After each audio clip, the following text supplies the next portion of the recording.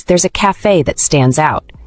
From its exterior, it looks like it's closed for the day, because of how empty it is. Truly it is, as on the inside its staff are closing for the day.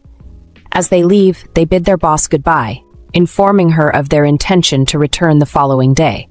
Their boss, a steamingly hot lady in her 20s, reciprocates the greeting before they exit the cafe. Now that she is all alone, she looks okay at first, until she gets a call from a certain someone that makes her feel uneasy. Now all she can think about is how this person has called so many times. Because of his constant calling, she has mixed feelings, not knowing whether she should pick up the call or just ignore it. She concludes that if she picks the call, she will have to face this man, who doesn't seem too jolly. Even though she doesn't want to take the phone call, the lady knows she needs to find a way to stop him from bothering her. She decides to drop her phone for now, and all thoughts of the man in question along with it. At the moment, the lady feels she has more disturbing problems, like the headache she has now, which is the aftermath of a fever she had a few days ago. The headache is making her head feel hazy and hot, so the lady decides that she has to close up quickly and go home. While she rounds up things at the cafe, the lady makes up her mind to ignore all the calls that will mess with her head and get some rest. Although the lady is inside settling stuff so she can head home, trouble pulls up at her cafe, literally, in a vehicle with tinted black windows. Upon the car's arrival, a certain Hyungnim, as in elder brother, is informed that they have arrived at their destination. The person being referred to as elder brother tosses out his cigarette stick before stepping out to meet his escorts who are waiting on him. The man in question has a vibe darker than the Grinch on Christmas Day. From how serious he looks, it's obvious that the woman from earlier is about to have a bad evening. The guy walks into the cafe, his presence announced by the doorbell, catching the lady's attention. She is currently putting her cafe in order, not looking up when she announces that she is closed for the day. Before she can complete her statement, however, she looks up, noticing the one who just walked into her cafe. She is surprised to see him, stammering out director Jung Yoongyo, and asks how he was able to locate her cafe. Although the poor lady is trying to keep her cool right now, the cold look on this man's face causes her to ask herself why he is here. Jung Yoongyo, instead of going straight to the point and stating the reason for his visit, glares coldly at the lady, prompting her to ask him what he is looking at. He is irritated by her question and throws her one of his, demanding to know how long he has to overlook things. While asking her this, he calls her Choi Jumi, so we'll stick with that. On hearing Jung Yoongyo's question, Choi Jumi notices that his escorts are also in the cafe and begins to panic. She wonders if they are all here because they discovered her secret and starts worrying about her safety. Nonetheless, Choi Jumi keeps her cool. Even when Jung Yoongyo tells her she must have lost track of time while he was away, looks elsewhere, refusing to make eye contact with him. She keeps telling herself that Jung Yoongyo has not figured out her secret and decides to change the topic. On that note, she tells Jung Yoongyo that if he came to her to discuss the recent official gathering, she'll take it upon herself to tell her father about it. Jung Yoongyo, clearly not interested in that, urges Choi Jumi not to worry. He then clicks his tongue in disgust and asks her about the child in her womb, while he points at her stomach. This is what Choi Jumi was trying to hide and is shocked that Jung Yoongyo already knew it. Flustered, she asks Jung Yoongyo how he found out about the baby, but that just annoys him even more. He then accuses Choi Jumi of cheating on him while he was away. His assertion confuses Choi Jumi, who wishes to know what he is talking about. Because he understands Choi Jumi's confusion, Jung Yoongyo goes straight to the point and asks Choi Jumi if the baby in her womb is his. Knowing fully well how shady Jung Yoongyo is, makes it difficult for Choi Jumi to respond at first, but he keeps pushing, demanding to know if she does not intend to answer his question. From the way he is trying to persuade her to talk, Choi Jumi is now certain that Jung Yoongyo is a merciless man and still decides to open up. She confesses that the baby in her womb is not Jung Yoongyo's child, and because of how promiscuous she has been, she doesn't even know who the father of the child is. Her confession makes me wonder if she is trying to fast forward her end or just wants to piss off the already angered Jung Yoongyo even more. As expected, he feels offended, but still gives her a chance to tell him that what she just said is a joke. However, Choi Jumi does not do this. Instead, she boldly tells Jung Yoongyo that he is not the only one she has ever been with. On hearing this, Jung Yoongyo's fury doubles, and he warns Choi Jumi, letting her know that if she is lying, he would be offended, not minding who she is to him. Sounding even more dangerous, Jung Yoongyo makes it clear to Choi Jumi that he does not believe what she is saying, as he does not see her as that type of woman. Choi Jumi, on the other hand, seemingly tired of arguing, permits Jung Yoongyo to believe what he wants to believe. She also adds that it is not his business who the father of the child is and what she would do with the child, and so she urges him to leave. She is acting as if just words ever make the bad guys go away. It's like she doesn't understand the situation she has gotten herself in. So Jung Yoongyo, after letting her act out, tells her to stop saying pointless things and follow him. Normally, he should wait for her to follow him on her own accord, or close up her cafe before she leaves. But instead, he takes her by the hand, abruptly leading her out of her cafe. Choi Jumi, who is probably worried about her cafe or where she is being taken to, tries to tell Jung Yoongyo to stop.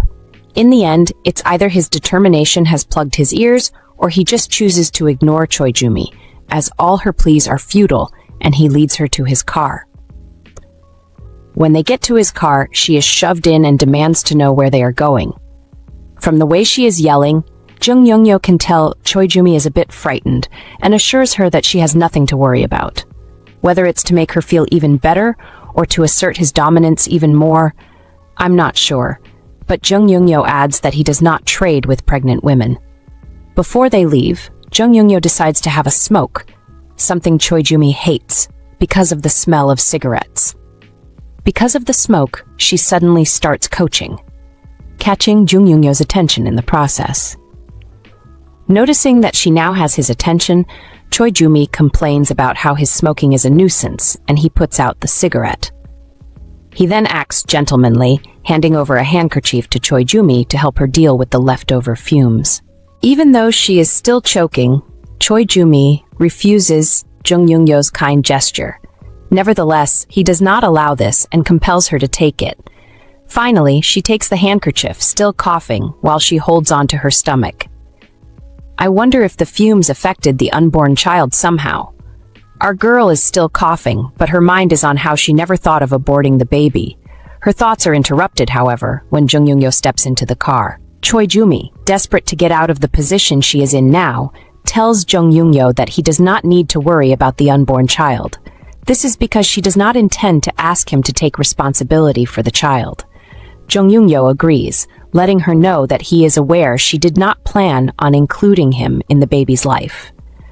This response takes Choi Jumi by surprise, so much so that she does not answer Jung Yoongyo when he calls out to her. Because of her reaction, he taunts her, claiming that she does not have to act so rashly as he didn't say something as serious as he is planning to marry her. His words end up pissing her off, so she flicks her tongue, but that doesn't stop Jung Yoongyo from spilling his mind. He lets her know that she will have to deal with having him around until she gives birth to the child and orders the driver to take them somewhere so they get food for the baby. Technically, it looks like he is using this to take Choi Jumi on another date, but we'll just have to wait and see. Choi Jumi, who is not interested in this offer, claims that she is fine, urging Jung Yoongyo not to worry about what she has to eat. She keeps pushing, trying to convince Jung Yoongyo to cancel his plans, but he remains adamant, pulling out another stick of cigarette. He is about to light it when he recalls its fumes are not something Choi Jumi is okay with, and puts it away.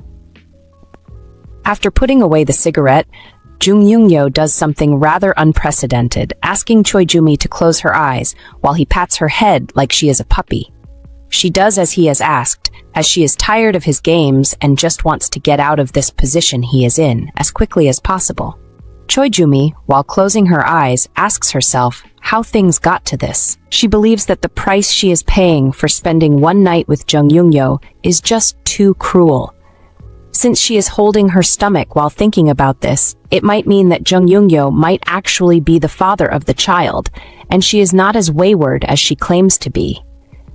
It was just one heated moment, and now Choi Jumi is asking herself if she would have been in this position if she had not met Jung Yoongyo back then. She gives this some thought and concludes that she is wrong. To her, she would have met Jung Yoongyo regardless, likening her relationship with Jung Yoongyo to an ill-fated relationship. In other words, she believes they would have met, even if the both of them never wanted to meet. Due to the position Choi Jumi is in, she cannot help but be lost in thoughts that end up drifting back to the night she met Jung Yoongyo officially and the details of that night. Looking back, plus the position she is in now, Choi Jumi feels her meeting Jung Yoongyo is right in between coincidence and fate. She ends up concluding that it might have been fate. But what really happened that night? Is there anything like a Christmas holiday tale that goes sideways because of something the main character did sometime before the holidays? Nope, there's nothing as good as a twist like this. Now, when did this twist start? Not too long ago, a long time before it even started to snow. This disaster Choi Jumi is experiencing now was born in a luxurious hotel not too long ago on a date with the man Yoongyo. During that date, she looked very unhappy and had barely touched her food. Meanwhile, Jung Yoongyo's food, on the other hand, was untouched. It was 10 in the night, and Choi Jumi wondered why Jung Yoongyo even came for the date she had expected him not to come for. She glared at him from her end of the table, angry at the fact that he was pretty bold to come 3 hours late for a date. She didn't even pay attention to the scary look on his face, and felt awkward about having dinner at such a late time of the night. The worst part was that she was having dinner with Jung Yoongyo. He was a representative and successor of the Woosungs, the largest gang organization in Korea. During their silent dinner, Choi Jumi quietly surveyed the room. Through her survey, she discovered that Jung Yoongyo did not come alone. He had his escorts waiting at the door, which made Choi Jumi feel even more uncomfortable. Since she had no intention to cause Jung Yoongyo harm, she wondered why he brought so many people to a blind date and wished he didn't show up for the date in the first place. As she forced herself to sip her wine, she told herself that if Jung Yoongyo hadn't shown up for the date, she would have told her father that she waited for him, but he did not arrive. It's clear that the only reason why she ended up in this predicament is because she was trying to please her father. It was still because of Choi Jumi's father that she decided to give talking to Jung Yoongyo a try. With this in mind, she asked him if he would like a glass of the wine she tasted and commented on how good it was. This topic she brought up did not move Jung Yoongyo, who kept a straight face and told Choi Jumi that she had time because she was enjoying wine. It was a very absurd question which caught Choi Jumi off guard. From her reaction, he could tell that she did not understand what he was saying and went on to explain what he meant by his earlier statement. According to him, he had given Choi Jumi enough time to run away and sought to know if she was planning to play with him. To show that he was trying to scare her, he referred to himself as Fire. His threats, however, did not move Choi Jumi, who went silent at first, before she sought to confirm if they had met each other a few days ago at the dining table. It happened that a few days before their blind date, Choi Jumi's father invited her to a dinner party, where she met Jung Yoongyo for the first time. Back then, Choi Jumi thought she was just going to have one meal with the man. Jung Yoongyo looked calm and collected, unlike the man he turned out to be. Even Choi Jumi did not look like her normal lively self, and thought that after that day she would not see Jung Yoongyo again. She didn't expect to meet him again the way she did, but life has a way of taking us by surprise. Choi Jumi was tired of the dinner date and decided to put an end to it in style. She started by telling Jung Yoongyo that he knew she couldn't live a normal life since she had a gangster father. One of the reasons why she couldn't have a normal life was because whenever her father made up his mind, she could not stand up to him. She explained that it was easier to just do what her father wanted and get over with it. Jung Yoongyo didn't understand that Choi Jumi was trying to call off their date. Instead, Choi Jumi was trying to say she felt getting married would help her get free from her dad's annoying nature. Choi Jumi immediately tried to correct the misunderstanding and told him that he was getting her wrong. While trying to explain what she meant, Choi Jumi called Jung Yoongyo by his name, which caused him to immediately stop her from explaining herself. The annoying guy told her that she shouldn't address him by his name since he never told it to her, which pissed Choi Jumi off. Eventually, she wanted to call the date off with some long speech, but because of what he did, she decided to go straight to the point. Firstly, she claimed to understand Jung Yoongyo's position before explaining that even though she was rejected, she didn't feel she had said anything wrong. She then went on to ignore Jung Yoongyo's response and said her name as well as other details about herself. She did this because she saw it as polite for a guest to do so and announced her intention to leave. Choi Jumi also wished him an enjoyable dinner, but before she could leave, Jung Yoongyo halted her by asking her why. Choi Jumi didn't know what he meant at first until he asked her the full question. Why did you drop out? He asked this question because, during Choi Jumi's introduction, she told him that she dropped out of her master's program. Notice how he had lit a cigarette for some time, and Choi Jumi did not read her introduction. Choi Jumi to Jung Yoongyo's question, and that since they would not be seeing each other anymore, it would have been boring for her to tell him the narrative of what led to her dropping out. Still, with a cold expression on his face, Jung Yoongyo asked Choi Jumi whether they saw again or not was not in her hands. She did not know how to answer his question and decided to leave like she originally intended to do. Choi Jumi even lied that she had a great time to try and fool Jung Yoongyo, but I doubt that was necessary. Nevertheless, I'm sure Choi Jumi felt that with that she was free until Jung Yoongyo signaled to his men who were at the door. One of them who understood the sign came forward and informed Jung Yoongyo that he had the car on standby. Choi Jumi was confused immediately by their conversation. She was probably wondering why the man she bid goodbye to was getting up to leave all of a sudden. Jung Yoongyo, on the other hand, instructed the guy who came to answer his call to leave with the others immediately. A surprised Choi Jumi sought to know what was going on, and Jung Yoongyo told her that since she was on her way out, he wanted to escort her. As soon as Jung Yoongyo put on his coat, he made his way to the door and left Choi Jumi trying to catch up to him while she tried to put words together and tell him she did not need his help. As her words were not coming forth, Jung Yoongyo decided to use her previous claim that she had a good time against her. It looked like he was trying to punish her for lying, and she began to wonder what was up with Jung Yoongyo all of a sudden. It didn't make sense to her that Jung Yoongyo wanted to escort her home when he came 3 hours late for their date. When they got outside the hotel, Choi Jumi was finally able to put her words together. She told Jung Yoongyo that he didn't have to worry about her since she could go on her own. It was like the stubborn guy was deaf at the time, because he ignored what she said and asked her if she wanted him to open the door for her before she got in.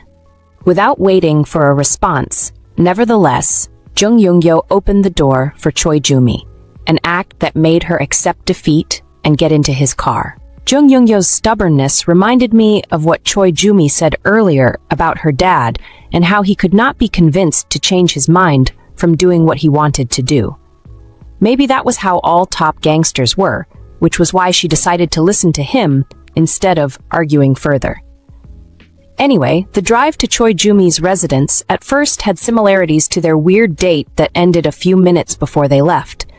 The drive was quiet and made her feel uncomfortable. It was because of the feeling of being uncomfortable that Choi Jumi wanted to leave on her own.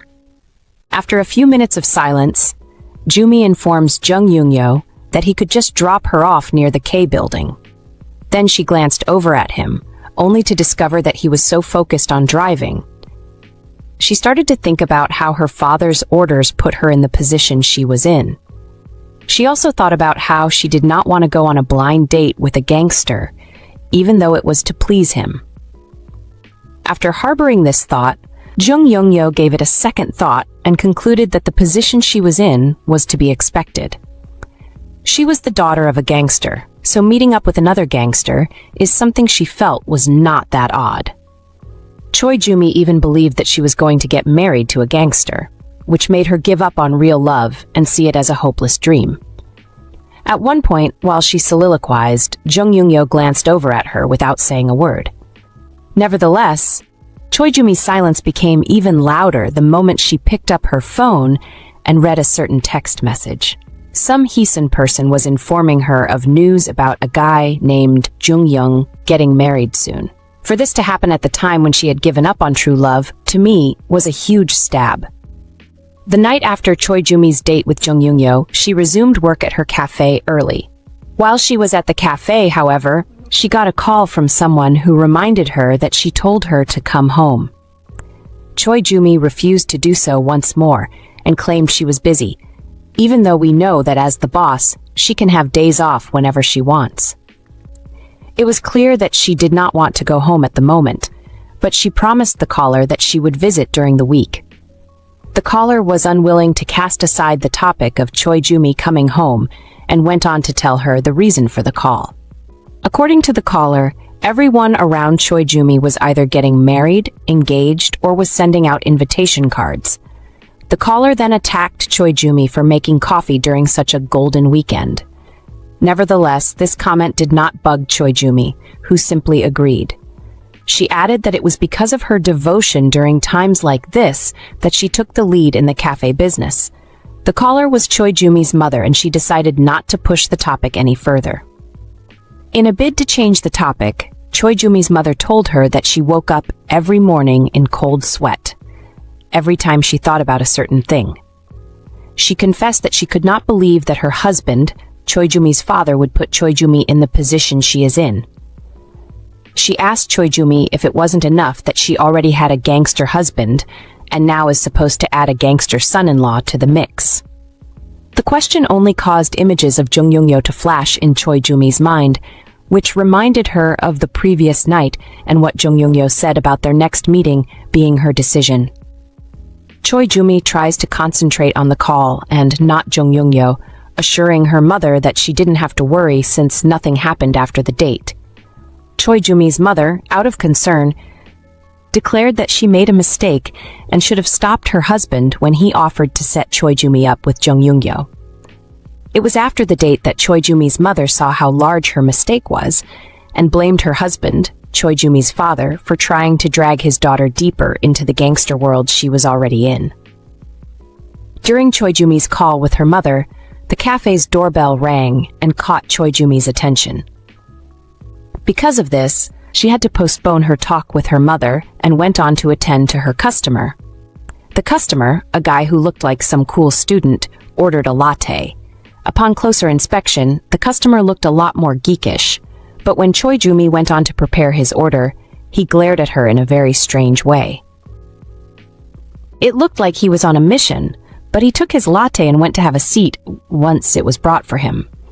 However, as he left, Choi Jumi's female employee seemed to notice him.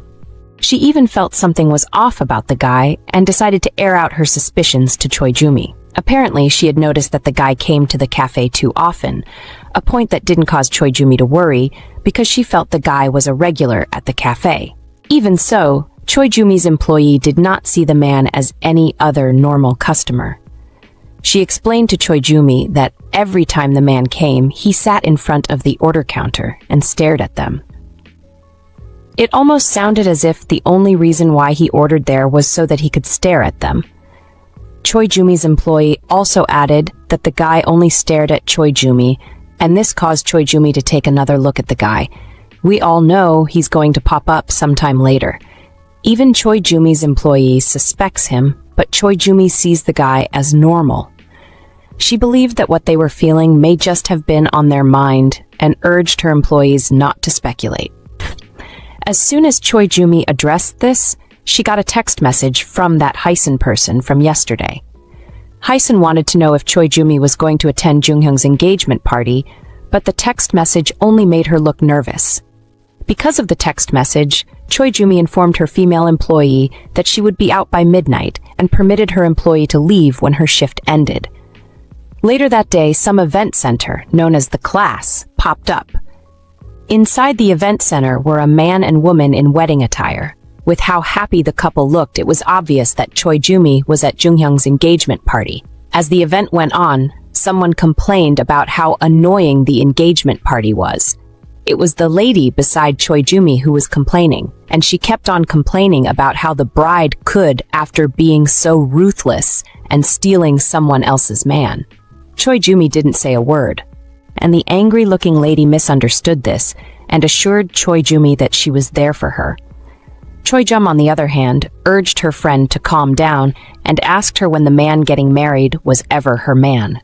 Weirdly, Choi Jumi was the one who was supposedly stolen from, and she looked so cool about it. In the end, if that guy was what she missed to gain Jung Yoongyo, then she was lucky. Choi Jumi's friend who brought up the topic reminded her that once upon a time, the guy getting married liked her, and everyone knew he did. She wanted to keep talking when Choi Jumi stopped her and stated that from the way things went, it was nothing more to him liking her. Choi Jumi's friend was not having this. She blamed Choi Jumi for being so rational. She explained to Choi Jumi that there was a reason for everything, and they were talking about her being stabbed in the back by an alleged friend. Choi Jumi just laughed about the matter before she assured her friend that there was nothing she could do about this guy leaving her. This was because she did not think anyone would want to marry a gangster's daughter. The celebration continued long into the night, and still Choi Jumi stayed. At the reception, Choi Jumi and her hot-headed friend sat at the bar and continued their discussion.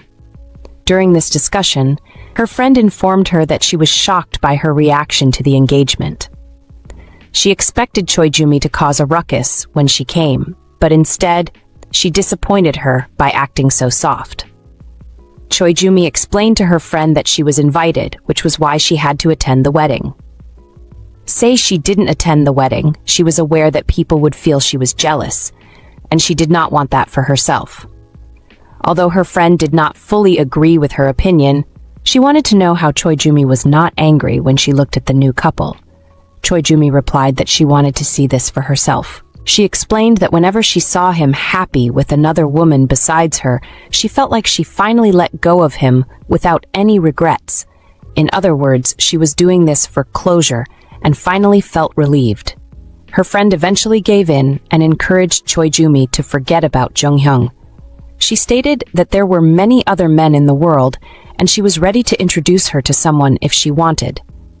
From Choi Jumi's reaction to her offer, her friend decided to pull back and asked her about the blind date she went for instead. Again, this brought back to Choi Jumi thoughts of a guy she was trying to forget.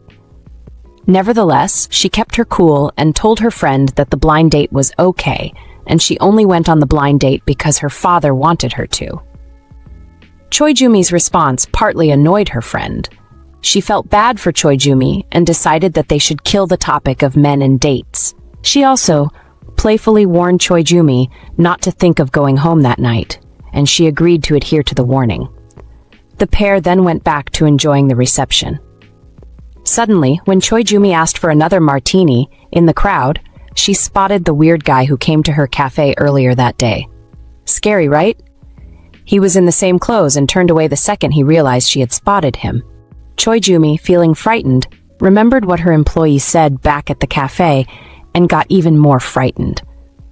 Her friend immediately noticed her change in mood and asked her if she spotted anyone she recognized, but Choi Jumi claimed she felt she didn't. Deep down, she suspected that she was seeing things because she was sensitive about the engagement. She told herself that the weird customer was not stalking her, but we all know he is, and it's only a matter of time before we get to know why. Nonetheless, Choi Jumi decided to leave the reception immediately. She brought up an excuse that her boyfriend called her all of a sudden, and she was going to leave and see her next time. Choi Jumi's friend claimed to be tired as well and wished Choi Jumi a safe journey home. As Choi Jumi headed home, it was late and so quiet that Choi Jumi could hear footsteps behind her. She was being followed by that creep, but when she looked back, she saw no one. Because of this, Choi Jumi felt she was just hearing things. Choi Jumi felt a creepy stare on her back for a while. She claimed to have had the feeling before. It happened back when she was in college that a man who was in a power struggle with her gangster father got someone to follow her and threaten her. For a while, the man kept bugging her, but eventually she was able to get rid of him, but she was suddenly feeling that chilling gaze again. Worried, Choi Jumi increased her pace. She also recalled that back in college she was okay because she had Jung Yoongyo with her, but now she was all on her own and in an alley. She was afraid, but considered the possibility of what she was feeling just being her imagination playing tricks on her. All of a sudden, Choi Jumi stopped before a car side mirror and stared at it. As she stared, she spotted the reflection of the creepy customer and was startled. Out of fear, her feet glued to the floor, only for her heart to sink the moment she heard someone call her name and turned back to see who it was. Luckily for her, when she turned, she saw her mother. Out of concern, her mother asked her why she was so startled. She was unable to respond properly as she was trying to catch her breath. Her mother, still out of concern, asked her why she was not answering her calls. She also wanted to know why Choi Jumi was going home at such late time. Choi Jumi, after being interrogated by her mother, instead of answering her mother's questions, asked her questions of her own. She wanted to know what time her mother arrived at her place of residence and what she was doing there at such late a time. Her mother quickly responded, informing her that she came to see her to tell her something. She also wanted to know if Choi Jumi drank alcohol because she suspected she did, and Choi Jumi affirmed her suspicions. The mother and daughter then, in where it was warmer, to discuss. Choi Jumi served her mother with tea to fancy up their discussion a little bit, and her mother had a sip before disclosing the reason for her visit. Her reason was that she wanted to know how Choi Jumi's blind date went. Choi Jumi, who was tired of discussing that topic, told her mother that as she had explained to her various times, she and Jung Yoongyo decided to part ways. Choi Jumi's mother was happy to hear this and informed Choi Jumi that she had prepared a new date for her. She wants Choi Jumi to meet up with the new date that weekend. Choi Jumi, though uninterested in the offer, asked her mother who her date was. Her mother informed her that her date was the son of the head of the Woosung hospital. She then announced her annoyance that they did not jump on this opportunity of this new date, back when they first heard about him. With her mother sounding the way she did, Choi Jumi became even more frustrated and asked her why she was also behaving like her father. Because of her words, her mother was unable to keep her cool any longer. She yelled at the top of her voice about how frustrated she was about her husband's choice of a son-in-law and wanted to rest her head. She was worried about Choi Jumi, her only daughter, and did not want Choi Jumi to be sacrificed to live a gangster-related life because of her husband's office matters. Even though Choi Jumi's mother was acting out, Choi Jumi did not buy her act. When Choi Jumi's mother discovered that Choi Jumi was unto her, she accidentally spilled her tea in shock. Choi Jumi, who was very frustrated at the time, told her mother that the only reason why she came up with her suggestion was so that people would call her the in-law of a hospital's head. Well, her mother looked like the type of person who always wants to show off. So I believe what Choi Jumi is saying. She gets worried about what her father would do if he found out her mother's plan and asked her what she would do about it if the man found out. Surprisingly, Choi Jumi's mother advised her to share this with her father, with the hopes that things with the son of the head of the hospital would work. She also provided Choi Jumi with a hint that she could run away with the son of the head of the hospital if they ended up liking each other, and her father would not be able to do anything about that. Once more, she advised Choi Jumi to talk to her father and make him understand, when she could have done it by herself. All this, plus Jung Yoongyo, the engagement party and the stalker, helped in tiring Choi Jumi out, so she told her mother that she needed to rest. It was then her mother had a look at the time and discovered how late it was. Because of the time, she supported Choi Jumi's decision to have some rest, but before she left, she assured her she would set up the date and let him know the details. Finally, as Choi Jumi's mother left, she was all alone and collapsed on her bed, asking herself why the day was so long. As the winter came close, Choi Jumi could feel its signs and sensed that something out of the ordinary was about to happen to her. In truth, it did. But let's get back to what led to Choi Jumi ending up pregnant, and in Yoongyo's web. The day came for the date, but once more Choi Jumi felt uncomfortable. This was because her mother had chosen the same hotel she went to when she had a date with Jung Yoongyo. She could see that things for her and this new guy were starting off on the wrong foot. She tried to keep her cool and told herself that all she had to do was have one meal with the guy and go back home. After the meal, she did not intend to contact this guy again, but while she was mapping out her plan, someone handed over a complimentary card to her. When she looked up, it was the guy she was to meet, and he introduced himself as Lee Taeju. He then sought to confirm if he was speaking with Choi Jumi, and told her that he heard so much about her from her mother. Choi Jumi agreed that she was the one he was looking for, formally introduced herself, and told Lee Taeju that it was nice to meet him. With bright smiles on his face, Lee Taeju asked Choi Jumi if she had trouble getting there, but she was unmoved by his kindness. She saw him as the same as every other guy she had come across, because it looked like he had a motive. The way she saw it, it was a setup between both parents. Her mother, who wanted to be called a hospital heads-in-law, and a hospital head who wanted to use Woosung's power. She saw this date as similar to the one she had with Jung Yoongyo, and we can't blame her for feeling that way. A week ago, she went on a date to please her dad, and a week after she went on a date to please her mom. That's sad. Lee Taeju, a man who came prepared, tried to flatter Choi Jumi by complimenting her looks, but she smiled at the fact that he was a smooth talker. She could also tell he wasn't new to the dating world and was going to be entertained by his efforts to impress her. As she gave no response to Lee Taeju's flattery, he felt she did not believe him, and explained that what he was doing was out of honesty, and not just to flatter her. Choi Jumi then tells him that she didn't react the way she did because of him. Lee Taeju did not understand what she meant, but at the time she was comparing Lee Taeju with Jung Yoongyo. A week ago, Jung Yoongyo had sat in the same spot as Lee Taeju, but unlike Jung Yoongyo, she saw Lee Taeju as natural and sensible. Lee Taeju didn't keep her waiting 3 hours, as Jung Yoongyo did. He also didn't treat the food before like an unwanted offering, something Jung Yoongyo did. Lastly, unlike Jung Yoongyo, Lee Taeju did not use his food as an ashtray. Because of her memories from her date with Jung Yoongyo, Choi Jumi started smiling awkwardly. She began to wonder why she was thinking about such a horrible date, and assured a curious Lee Taeju that she was okay. In the end, she told herself that the only reason why she remembered Choi Jumi was because they were in the same restaurant where her last date was held.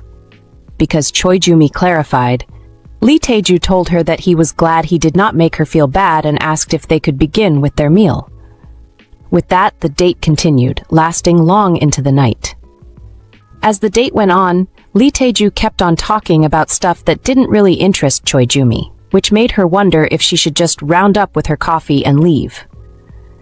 She was lost in thought about what to do, when Lee Taeju managed to snap her out of her lost state and wanted her to tell him more about herself. She was about to do so when she spotted something that caught her attention. It was Jung Yoongyo, and he was with her father. Talk about a date gone bad. Immediately, she recalled that her mother warned her not to tell her father about her date with Lee Taeju because of the fuss he would make if he found out. Her mother had also told her that she had no intention of giving up on her plan since it regarded her daughter's marriage. What was to be a secret ended up being discovered prematurely. To make things worse, Jung Yoongyo spotted her with Lee Taeju and immediately got annoyed. Still angry, he walked over to Choi Jumi's table and glared at her before walking away. As soon as he left, her father walked by and coughed to show her that he had seen her. As Choi Jumi's father, Jung Yoongyo, and his escorts left, Choi Jumi immediately started feeling unwell, and Lee Taeju wanted to know if she was okay. She claimed to be fine, but deep down, all she could think about was how she had never expected a date that started on the wrong foot would lead to her meeting Jung Yoongyo again. She told herself that she didn't need to feel scared. Even though she was going to be scolded by her father, She believed that she didn't have to feel bad because there was nothing between her and Jung Yoongyo, so it wasn't like she cheated on him. With all that in mind, Choi Jumi wondered why her heart was beating so fast, and her hands were shaking. She also didn't understand why her father was at the hotel. She saw it as a problem and was not ready to deal with the brunt of her parents' issues at the moment. From Choi Jumi's thoughts, it sounded like her father and mother separated a while back, which would explain the disunity in the choice of a son-in-law among Choi Jumi's father and mother.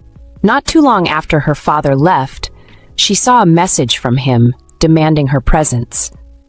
Her father was no gentleman, and also was not a man who was okay with being kept waiting. Choi Jumi got up and told Lee Tae-ju that she had to leave. He was curious to know why, so she explained to him that she had some family issues to attend to. That marked the end of their date, but Lee Tae-ju promised her he'd call her, and she reluctantly encouraged him to do so before wishing him a safe journey home. With Lee Tae-ju handled, Choi Jumi went to see her father. As she walked through the silent hallway that led to where her father was, she asked herself how she ended up in the situation she was in. She stopped for some reason and decided to go through her phone, only for the weird customer to pop up behind her. She could feel his presence, and her heart raced. It was already bad as it was, but then she felt his breath on her neck, which caused her to drop her phone and fall to her knees. Choi Jumi was clearly frightened and asked herself if the creepy customer from before had come back for her. Jumi told herself that the creepy customer couldn't be at the hotel and continued advancing to her destination as fast as she could. Luckily for her, she was able to safely get to the room where her dad and Yoongyo were waiting for her. At that point, it was like her date with Tae-ju never took place, but I'm sure he won't be missed though. Back to Jumi, who was spotted by Yoongyo's lackeys when she got to the room. Although she must not have liked the men, because of the position Jumi was in, it's safe to say she was glad to see them. Nonetheless, while Jumi was busy catching her breath, because of all the sprinting she did, one of Yoongyo's lackeys informed him of her arrival. Not too long after that, Jumi was let into the room, where she was greeted by ice-cold glares. It also looked like her father was pouring liquor for Yoongyo when she entered. However, that's not something that should surprise us, since the man was ready to do anything to boost his street credit. Although he seemed angry at Jumi, when the lackey told her she could go in, her father acted all nice. He acted like a little boy trying to get his friend to sit with him and called her to sit by him, while Yoongyo silently sipped his liquor. Since this was Jumi's second time meeting Yoongyo, she had this debate in her mind on whether some person was who she suspected that person to be. She finally concluded that it was him and sat by her father, looking very remorseful, not letting us know who she was referring though. Obviously, it sounds like the person on Jumi's mind was Yoongyo, but no, it was actually the creepy customer. Jumi was so lost in thought that she didn't even notice the angry expression on her father's face. Her father then decided to bring up the date Jumi had earlier by claiming Jumi had a light meal with a friend. He then offered to pour Jumi a glass of what he claimed was her favorite wine, and all she did was stretch out her cup to him. Our girl's mind was too busy to pay attention to her father's desire to please Yoongyo, and Yoongyo stared at her coldly. What was on Jumi's mind was the creepy customer, who she noticed had been following her from place to place. Jumi concludes that the creepy customer is the person who her employee told her was a regular at the cafe, and also the guy she saw staring at her at the bar. Jumi at the moment was scared and confused and asked herself if that guy was stalking her. It was then she remembered her friend's words about how stalking was a pain in the neck. The lady sounded like she had some experience with stalkers and claimed that they were very hard to punish. According to her, even with clear evidence of the act, the offender would not face any serious punishment. The other day when her friend brought up the topic of stalkers, Jumi did not feel nervous, but now she did. She wondered if her being in the same place with the creepy customer was just some coincidence, and if she was being too sensitive because she had been stalked before. Even when it happened the first time, all Jumi got from her dad was that she should listen to him. He assured her that his way was better since it would lead her to a stable life, instead of her way, which he saw as fruitless. He had always wanted to control her life and doesn't really know how she talked him into letting her start her own business. In the end, Jumi is certain that if he rather heard about the second stalker, he would ask her to return home. Jumi ended up concluding that since her feeling insecure had started only a few days back, it would be wise for her to wait and see how things played out in the next few days. Jumi was too worried and lost in thought that her mind was light years away from the conversation that was going on before her. It was not until she heard Yoongyo say, "Here we go," that her mind returned to the discussion at the table. From Jumi's reaction, the men could tell that she had not been listening all along, but Jumi didn't notice their stares and asked Yoongyo what he said. Yoongyo surprisingly repeated his earlier statement, which was that Jumi was quite close to the friend she was seated with downstairs. Sure, the friend everyone was talking about was Lee Taeju, who we might never see again, but his impact remained. Jumi, while trying to act cool, said the first thing that came to her mind and agreed that she and Taeju were close.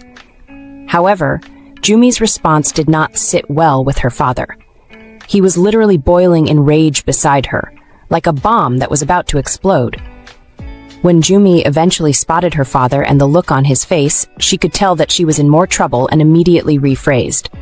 To calm the situation down, Jumi lied to Yoongyo that she had come to the hotel for a meal and just happened to run into the guy. She then tried to appease her father by asking Yoongyo how he was doing and claiming that she wanted to contact him sooner.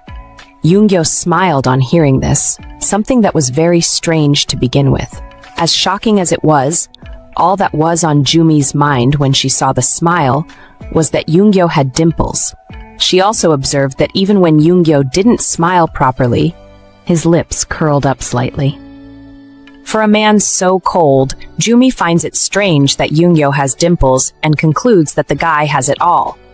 It was surprising that Yoongyo was acting so kind, offering to pour Jumi a drink since he assumed she had been drinking with her friend a while back. Even though Jumi accepted this kind gesture, she looked so pathetic, like someone praying for something to get her out of the midst of Yoongyo and her father. All of a sudden, Yoongyo reminded Jumi that she said she had a good time. It was a very vague statement, but that didn't make Yoongyo explain what he meant by what he said. Instead, Yoongyo went on to tell Yoongyo that from his observation, he had noticed she was involved in a lot of pleasant encounters. This helped Jumi understand that Yoongyo had been making reference to the dinner date she was having with Taeju before he arrived. As if she owed the man anything or was dating him, Jumi tried to explain herself again. Before she could say anything, however, her father stepped up and vouched for her. He claimed she didn't go for a lot of outings and was quiet and reserved, but Yoongyo claimed the matter at hand had nothing to do with being quiet and reserved. Indicating that he was about to leave, Yoongyo put out his cigarette and rose. His move surprised Jumi's father, but even so, that didn't stop him from trying to please Yoongyo by telling Jumi to get up as well. Jumi, who was already in a lot of trouble, simply obeyed and joined the group of her father and Yoongyo's lackeys to see Yoongyo out. Jumi had been feeling uncomfortable all along and couldn't wait to get out of there, so she told her father of her intention to leave first. Jumi's father, as expected, did not welcome Jumi's idea and glared at her as if he was trying to tell her that they had things to discuss. Because of the way Jumi's father glared at her, she knew she had to stay back, so she told him not to worry about her request to leave. When the crew finally got to Yoongyo's car, everyone bowed respectfully, including Jumi and her father. As they bowed, they wished Yoongyo a safe journey home, but his leaving meant that Jumi's scolding was about to start. This caused Jumi to worry a lot.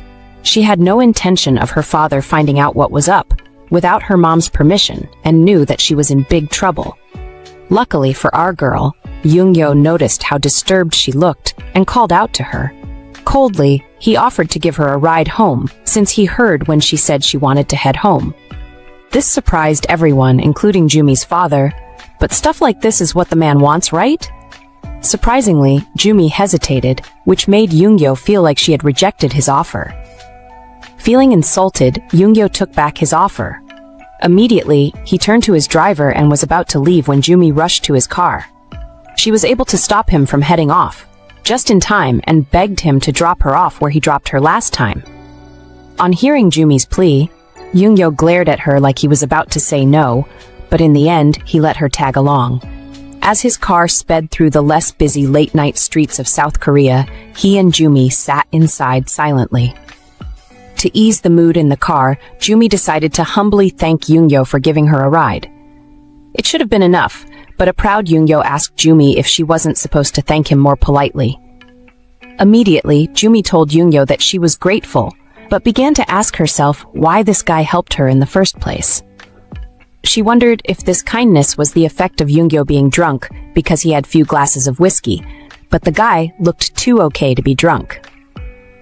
As the car returned to its silent state, Jumi decided to peep at Yoongyo. Unfortunately for her, all she did was end up locking eyes with Yoongyo, who was staring at her coldly. Instead of looking away, Jumi decided to observe Yoongyo's eyes. From her observation, she discovered that Yoongyo's eyes did not carry friendliness or hostility. In fact, she saw no emotion in his eyes.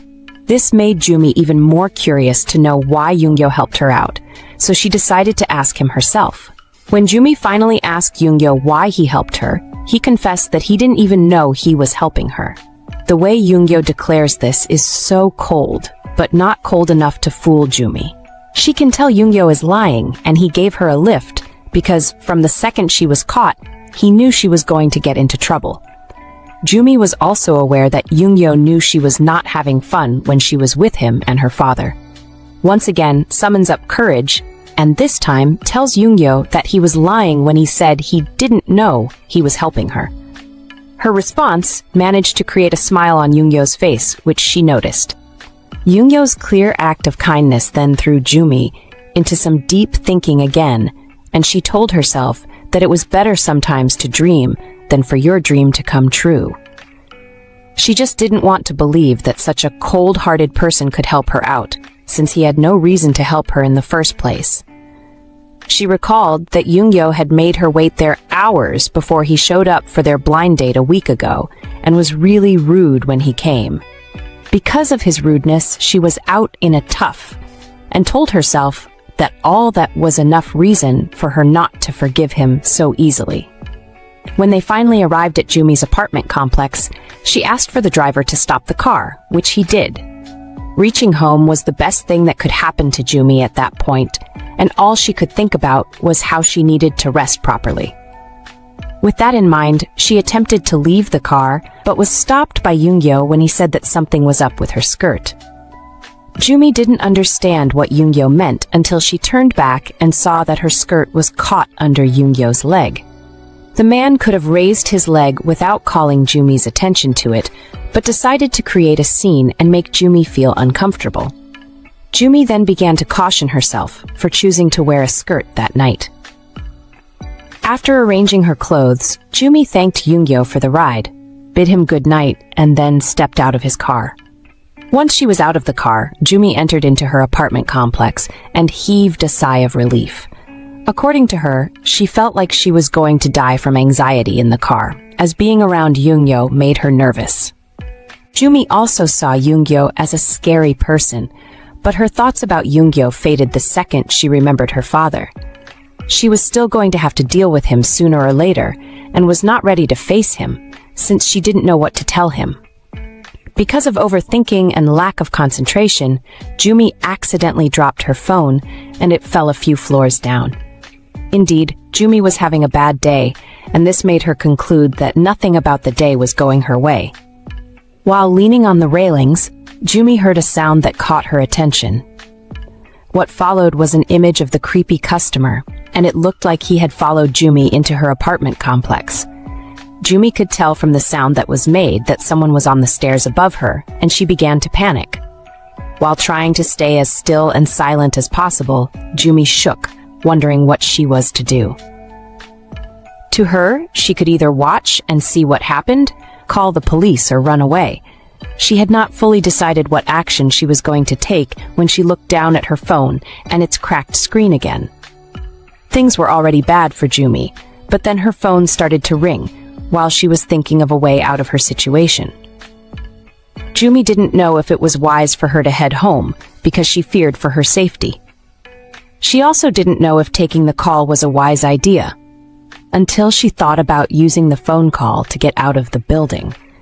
For all she knew, the person a few stairs above her didn't know she was onto him, so she planned on heading downstairs and taking her phone and picking up the call like all was well. With that call, she intended to exit the building naturally, but then she decided that once she grabbed her phone, she should run out immediately. Jumi already had a plan and was already carrying it out when the ringtone she used for her mother's calls began to play. Knowing the type of person her mother was, she thought to herself that her mother called at the wrong time. Unmoved by the call, Jumi kept dashing down the stairs with the intention of grabbing her phone and running out. She got her phone just in time, but tripped and fell because of the heels she had on her feet. Even after falling, Jumi prayed that she got out safely, got up from the floor and kept running. When she finally exited the apartment complex, Jumi spotted Yoongyo's car and rushed to it. When she got to the car, she banged on it, begging for Yoongyo to help her. Hastily, Yoongyo stepped out of the car and rushed to Jumi to hear what she had to say. Even though the guy was trying to hide it, however, it was clear that he was worried about Jumi because of the way she was behaving. When Yoongyo gets close, Jumi begins to pour out everything she had been keeping inside about this case for the past few days. She didn't hesitate to tell Yoongyo that she felt like someone was stalking her, and she had been feeling that way for a couple of days. Yoongyo said nothing and just patiently listened to Jumi as she went on to tell him that she thought she saw the same person watching her at the hotel and the bar. Jumi was so scared that she began to cry, and then she told Yoongyo that just a few minutes ago, she heard a puffer jacket coming from the stairs. Yeah, the creepy customer had a puffer jacket on him all along, but what was funny was that because of fear, Jumi was pulling on Yoongyo's suit without even knowing. On a normal day, he would have caused a scene and made Jumi feel bad, but this was an emergency, so he took Jumi by the hand and led her away. Curious, Jumi asked where they were going, and Yoongyo told her that he was escorting her into her apartment. Jumi was surprised by this show of kindness, but she just quietly followed Yoongyo. She was also experiencing a surge of emotions as Yoongyo held her hand, but the most dominant thing she was feeling was relief. When they got to the apartment, Yoongyo asked Jumi to open the door, and when she did so, he walked into the apartment while she waited outside. Jumi was waiting for Yoongyo to check if the coast was clear. Meanwhile, the guy was acting all Sherlock Holmes-like, as if he was a master detective. After having a short look around, he walked over to Jumi and asked her if her apartment was always that way. It was a vague question, but it also meant that Yoongyo was onto something. Suddenly, all Yoongyo's attention was on a device attached to the wall outside her department. Jumi, on spotting the gadget, felt that was supposed to be a fire alarm. Sure, it looked like one, but when Jumi looked even more closely, she discovered that it was not a fire alarm. She understood that the device looked like a fire alarm, but then she realized that the fire alarm that used to be there was installed slightly to the right. As Yoongyo reached for the device and detached it, Jumi asked if it was some kind of secret or hidden camera. Yoongyo, while observing the device, stated that based on the lack of evidence of forced entry into Jumi's home, this device would have been installed that day or the day before. He added that when he had a look around her house, he did not see any signs of an installation inside her house. Jumi got scared on hearing this. She recalled that Yoongyo said there were no signs of forced entry into her home, so she suspected that the mystery person knew her password. To confirm, she asked Yoongyo if he was trying to say the person knew her password, and he affirmed her suspicions. Jumi started to panic even more on hearing this, realizing that on that day the mystery person could have broken into her home. The next thing that came to Jumi's mind was to call the police, so she picked up her phone and tried to dial the emergency number. Jumi's fear had already hit the maximum, so dialing the number was next to impossible. Due to fear, she accidentally dropped her phone, but before she could pick it up, Yoongyo picked it up. Jumi asked Yoongyo to give her the phone so that she could report the incident, but instead, he crushed her cell phone even more with his bare hands. This shocked Jumi, and she sought to know why Yoongyo did what he did.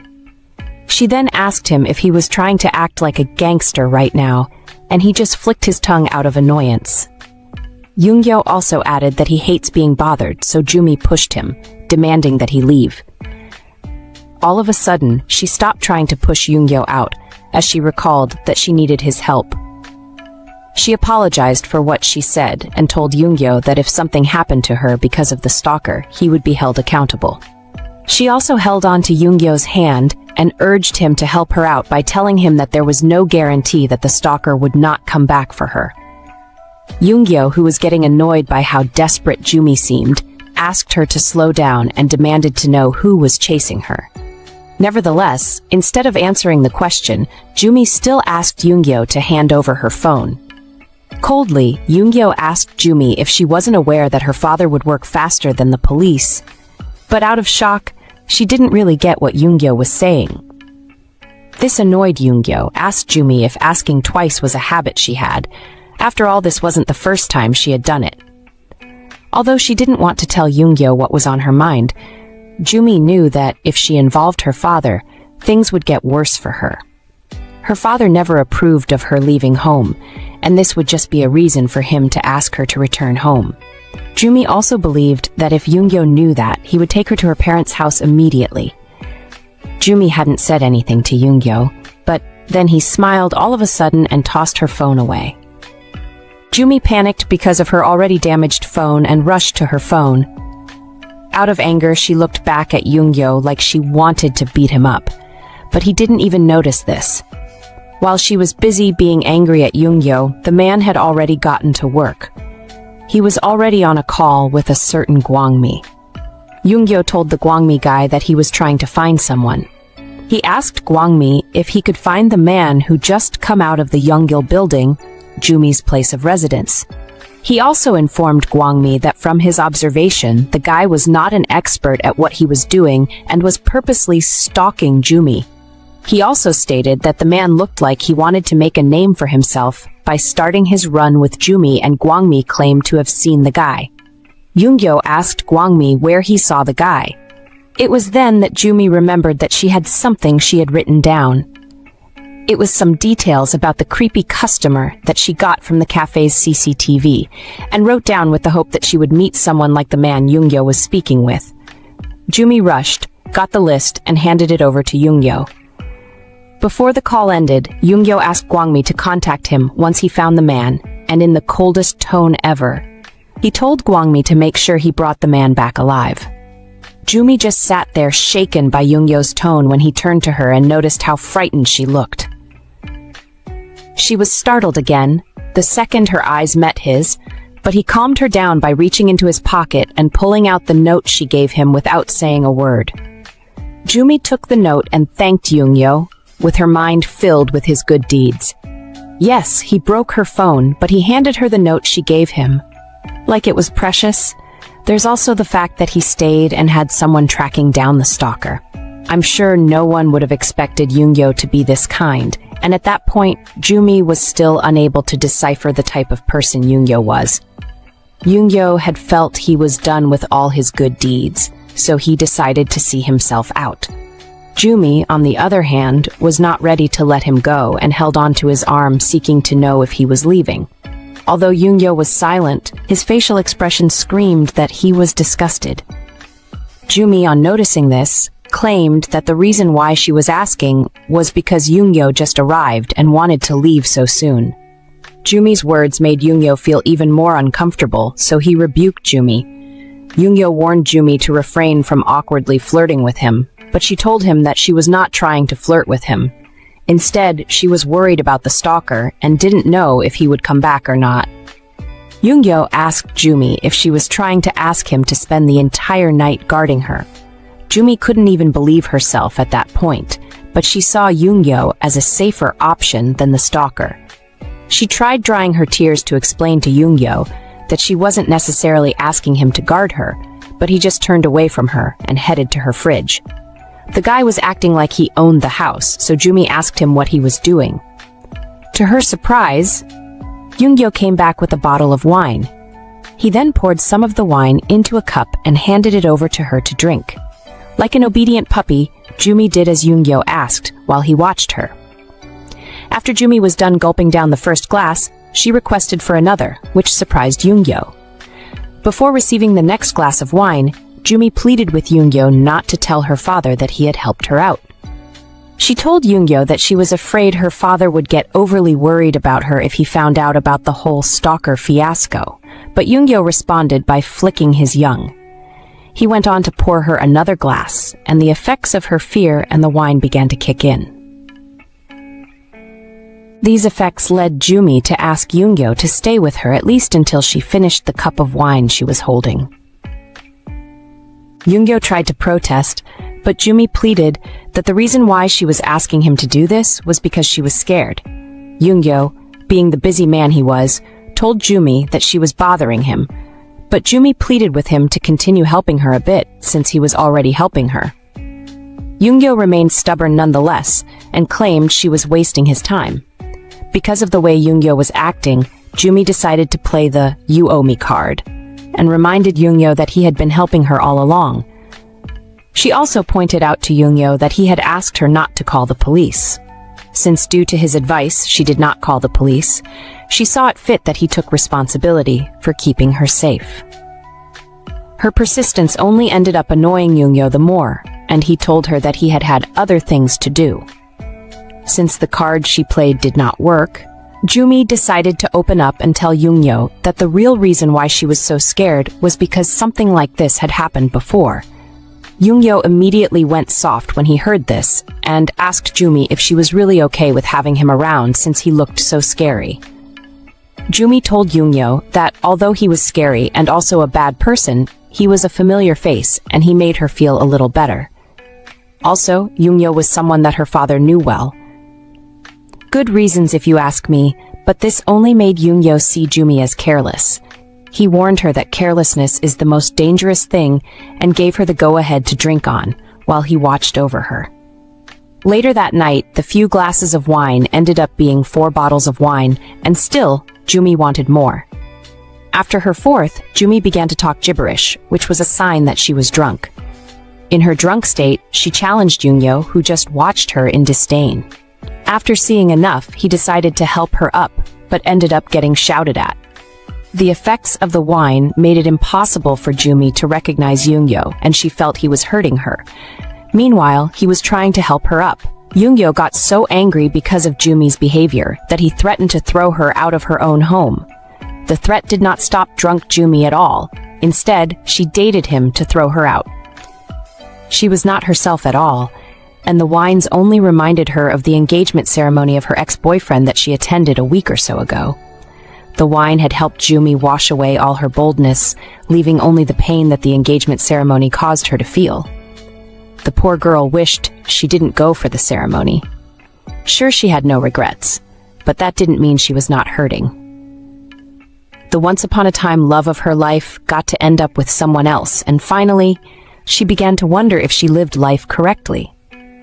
Jumi felt so bad that she even looked back at the 28 years of her life and realized that she spent all that time not doing anything the way she wanted to. She concludes that she was an idiot, especially because love was something everyone tried, but she didn't even do that her own way. She had her father and mother trying to force their vision of an ideal husband on her. Deep down, however, all her parents wanted was the son-in-law of their dreams and not her happiness. Due to the influence of the wine, Jumi started thinking out loud and complained that nothing was going her way. During this time, Yoongyo watched Jumi and advised her not to do something she would regret later. Without thinking, Jumi told Yoongyo that she just doesn't regret a few things, but regrets her entire life. She claimed she would not live in regret anymore and accidentally leaned on Yoongyo's chest. It was when Jumi leaned on Yoongyo's chest that she realized that Yoongyo's heart was also beating. Because of Yoongyo's beating heart, Jumi leaned in more and began to feel warmth on her cheek. That was a better feeling than she had thought. Jumi ended up enjoying the experience, but Yoongyo, who had started feeling uncomfortable, cautioned her for leaning on him. Jumi worsened everything by complimenting the size of Yoongyo's chest. Yoongyo was still trying to get Jumi to get her act together, but she was too drunk to listen. As all this was going on, Yoongyo got a call. It was Gwangmi, and he was probably calling because he had news on the stalker. It also looked like he was calling Yoongyo to come see him, but with Jumi holding on firmly to him, Yoongyo knew he couldn't just up and leave. Yoongyo told Gwangmi he would not be able to come, and as their on-call conversation continued, Jumi didn't hear a thing they were saying. Her mind was too fixed on Yoongyo. To her, his face was still the same, but the atmosphere was relaxed, which made her wonder if he was also drunk. Jumi studied Yoongyo's face and saw it as a restrained face. Jumi wanted to know what it would look like to see Yoongyo's restrained face crumble. Jumi saw it as a shame that Yoongyo was angry at her. She told Yoongyo that she could see through his facial expression and the way it kept changing, but that annoyed him even more. Yoongyo then broke free from Jumi's hold and stepped away from her, warning her that she kept crossing the boundaries he had set. Yoongyo also wanted to lock the door, but Jumi didn't let him. He held on to his sleeves and earnestly thanked him. As she thanked Yoongyo, Yoongyo just stood there, tired of telling her to behave herself. This gave Jumi the courage to feel Yoongyo's face, and his warm face reminded her of the face of her ex that just got engaged. Jumi had desired such warmth for a very long time, and was determined to never again let anyone take away what belonged to her. Jumi promised herself that she would not back down to people like her father or Yoongyo, if it meant her getting what she wanted. The longer Jumi held on to Yoongyo, the more emotional she got and ended up breaking down. It looked like she had finally gotten control of herself and was no longer operating under the influence of the bottles of wine she had. Wholeheartedly, Jumi begged Yoongyo not to go or leave her. Since he seemed to listen to her, her courage just maximum, and she moved in for a kiss, promising to never let go of such warmth again. After the first lip contact, Yoongyo tried to hold himself and warned Jumi that her flirting tricks would not work on him. Even though he sounded confident, Yoongyo's gentlemanliness was wavering. He found himself struggling not to fall for Jumi, while wondering if his inability to resist was because he was also drunk as well. Yoongyo still tried to stand his ground and rebuked Jumi once more, with the claim that he did not want to fool around with her. Jumi still didn't listen to Yoongyo, but then Yoongyo observed Jumi's ankle, and felt that Jumi had twisted her ankle while she was running away from the stalker earlier. He tried to message it, but Jumi told him that he got the wrong ankle, yet her voice only tempted Yoongyo the more. Yoongyo hit the climax and decided to give in. Before finally falling, Yoongyo stated that since they were both drunk, they could get heated and blame it on their drunken state. He also saw it as nothing for a little mischief to go down under the influence of alcohol. Just like that, the moment Yoongyo had been resisting all along finally happened. He had heard a lot about Jumi from her father, but that moment made him feel like she was different from the person her father described. So that was it. That was the night that led to Jumi becoming an expectant mother. The following day, Yoongyo arrived at work smiling because of how well his night went. He was waiting on the elevator when someone called out to him. The person who called out to Yoongyo shared with him that he had captured the man he told him about the previous day. From the way the guy spoke, it was clear that he was Gwangmi, and he had kept the man alive as Yoongyo requested. When we finally see the guy's face, we realize that we have seen this man one too many times in the future. It's quite cool that Gwangmi was someone that we knew, and I'm glad he's much more than a silent side character. Gwangmi was trying to pass some important information about last night to Yoongyo, but he was hesitating, which meant that what he wanted to say was truly important. Gwangmi ended up gathering enough courage to speak up, but before he could say anything, the elevator door slid open. In the elevator was a very beautiful woman in red, who looked like she was going to be a big deal later on. The lady in red, when she saw Yoongyo, walked up to him with a smile on her face and told him that if she had known, she would have waited longer at work. The woman's name was Song Hyung, and she was also a director at the company. We know this when Gwangmi bowed respectfully to greet her. Director Song, with a smile on her face, cracked a joke about coffee and alcohol looking good on their own, but tasting even better when both are taken together. We all know that was Director Song's way of saying she and Yoongyo would be good together. But Yoongyo totally snubbed her comment and moved toward the elevator. Director Song was taken aback by Yoongyo's rudeness that morning, but still, she wished him good luck and announced her intention to see him later. With Director Song out of the way and just Yoongyo and Gwangmi in the elevator, the vibe in the elevator was ice cold. Suddenly, Yoongyo asked Gwangmi for a name. The request caught Gwangmi off guard, but then Yoongyo made it clear that he was asking for the name of the stalker. From the way he asked, it was obvious that the stalker was about to feel a bucket load of Yoongyo's wrath. Later that morning, Yoongyo's presence was announced to the chairman of the company, who looked like he had been waiting for Yoongyo all along. The old chairman asked Yoongyo to have a seat, which he did, before the men went into sharing some informal remarks. It was Yoongyo that went first, when he praised the old man for being a busy person, yet still finding the time to visit the company often. The old man, in response to that remark, laughed at it, before claiming that Yoongyo was being sarcastic. The chairman, in a rather casual tone, pointed out that his wife just saw herself out and Yoongyo must have bumped into her on his way in. From the picture on the chairman's desk, we got to know that the chairman's wife was Director Song, which explained why Yoongyo reacted that way when she tried to flirt with him. From the moment the old chairman made mention of his wife, the vibe in the room changed. All of a sudden, he asked about Choi Jumi, Mr. Choi's daughter. Although the question sounded plain and the chairman's tone was casual, his question carried a sinister aura. The old man added that no matter how many times he set Yoongyo up, Yoongyo should like his partner. Sure, we thought Yoongyo was running it all, but this man's entry into the frame helps us realize that he was probably Yoongyo's boss and the brain behind Yoongyo getting to know Jumi. The chairman's name is Kwon. We get to know that from Yoongyo's thoughts about him. From Yoongyo's thoughts, we also get to know that Chairman Kwon saw him as a son, but was trying to get him a partner. He was doing this because of something that had to do with his third wife, Director Song. It all started at a party when Chairman Kwon caught his wife, Director Song, staring lustfully at Yoongyo.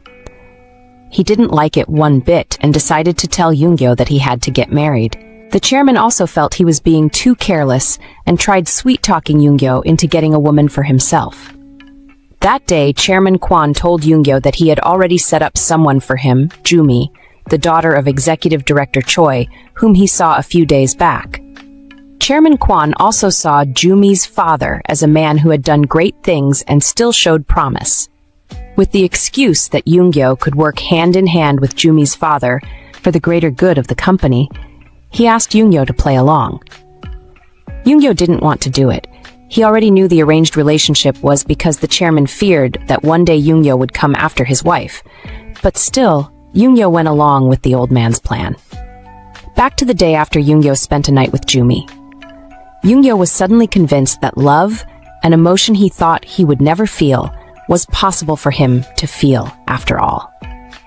He had always seen the mixing of hearts as a dangerous act, mostly because he saw it shake the cold heart of the chairman, which he once thought was unshakable. He didn't understand why something he saw as insignificant could shake someone as strong as the chairman until he had a taste of what they called love. Yoongyo was lost in thought when suddenly the chairman's secretary walked in and asked the chairman if he wanted another cup of coffee. The sly old man asked that another cup be brought to him and asked Yoongyo to have a cup as well. To taunt Yoongyo, Chairman Kwon made a comment about how his wife made him a good meal, which was why he was washing it down with tea. Yoongyo, being the cold man he was, ignored the comment and decided to talk about business. He told Chairman Kwon that he had gotten a call from Japan about business and offered to handle it by himself. Chairman Kwon immediately caught on to what Yoongyo was trying to say and permitted him to do as he pleased since he was a busy man. He also told Yoongyo that he did not need his approval to do anything, since he has never complained about the work he did or how he did it. Later that morning, at Jumi's cafe, Jumi's employee pointed out that she didn't look too well and asked if she drank too much the day before. Jumi, who was initially surprised by the question, responded that she had just drunk a little the day before. The concerned employee had noticed that Jumi was on her third glass of espresso and advised her to drink lemon honey tea. Jumi welcomed the idea, but her head ached seriously, and her memories from last night were incomplete. From what little Jumi was able to piece together, however, she knew that she had a heated moment with Yoongyo, and that made her feel strange. Jumi began to scold herself for getting intimate with Yoongyo, who she had seen just a few times, just because she was drunk. Jumi's thoughts from the previous night made her face glow red from embarrassment, but it also made her look like she had a fever. Concerned, her employee asked her if she had a fever, but she denied having one and dismissed the employee. With that out of the way, Jumi's employee got the opportunity to tell her that the creepy customer did not show up that day. She soon started to feel worried and wondered if Yoongyo really took care of the guy. Since it was morning and Jumi's head was clear, she began to wonder if involving Yoongyo was the right thing to do. Sure, she had no issue with the man being a gangster, but she also did not question his work ethic, but feared that they might have dragged more problems to themselves. Away from the creepy customer, Jumi's mind went back to the heated moment. She told herself it was nothing more than a one-night affair, even though it was her first time indulging in a one-night affair. Jumi also believed that their little heated moment was not a big deal for a man like Yoongyo. She also didn't have much memory from the incident, so she wanted to see what happened yesterday as a one-night affair. She was still lost in thought when the cafe's bell rang, and her friend Hyson walked in cheerfully. As soon as she greeted Jumi, she realized that something was off about her. Out of concern, she asked Jumi if something happened last night, but Jumi tried to dodge the question. Sadly, she failed, as Hyson could tell she was experiencing a hangover and wanted to know the person she drank with last night. Hyson then jokingly asked Jumi if she stayed up all night because of Yoongyo, but Jumi just brushed off her question by announcing her need for a cup of coffee. This made Hyson worry more and ask Jumi if she was really okay. She also wanted to know why Jumi didn't answer her calls. It was then that Jumi recalled that her phone screen broke and told Hyson. Her worried friend then complained about how terrible hangovers feel, before suddenly remembering some gossip about how Jung Yoongyo, the woman who was getting married to Jumi's ex. Apparently, she got pregnant before marriage. Jumi was clearly shocked to hear that, and suddenly went deaf, unable to listen to Hyacin's further rambling, because her thoughts were louder. She thought about how the natural order of things is an engagement before marriage and then pregnancy. Nevertheless, she wasn't surprised that Jung Yoongyo was pregnant before the marriage. As Jumi's friend noticed her change of mood after the question, she sought to know if she shouldn't have spilt the tea. Jumi then tried to act cool and claimed it was okay, as she knew she couldn't feel angry about this after what she had done the night before. In the end, Hyson didn't buy Jumi's claim to be okay and suggested they go out. To rope her into coming, she praised her sense of interior design and asked Jumi to accompany her to check out furniture for her new home. Initially, our girl didn't want to tag along, but after a little nudge from Hyson, she did. The pair hung out till nighttime, when Jumi visited a phone store to get a new phone. Hyson was quite surprised that she got a new phone so soon, but even she felt she got the phone sooner than she expected. With all the new phone talk out of the way, Hyson offered to buy Jumi dinner because she was the reason why Jumi stayed out so late. To her surprise, Jumi declined the offer. She claimed that she had to go home on time because the 5 cups of coffee she had earlier had started weighing on her. Hyson got concerned when she heard this and asked Jumi if she was okay since she looked tired all day. She also wanted to know if she was the cause of her friend's tiredness, but Jumi assured her she wasn't. On the contrary, she was glad they went out because it helped her enjoy some fresh air.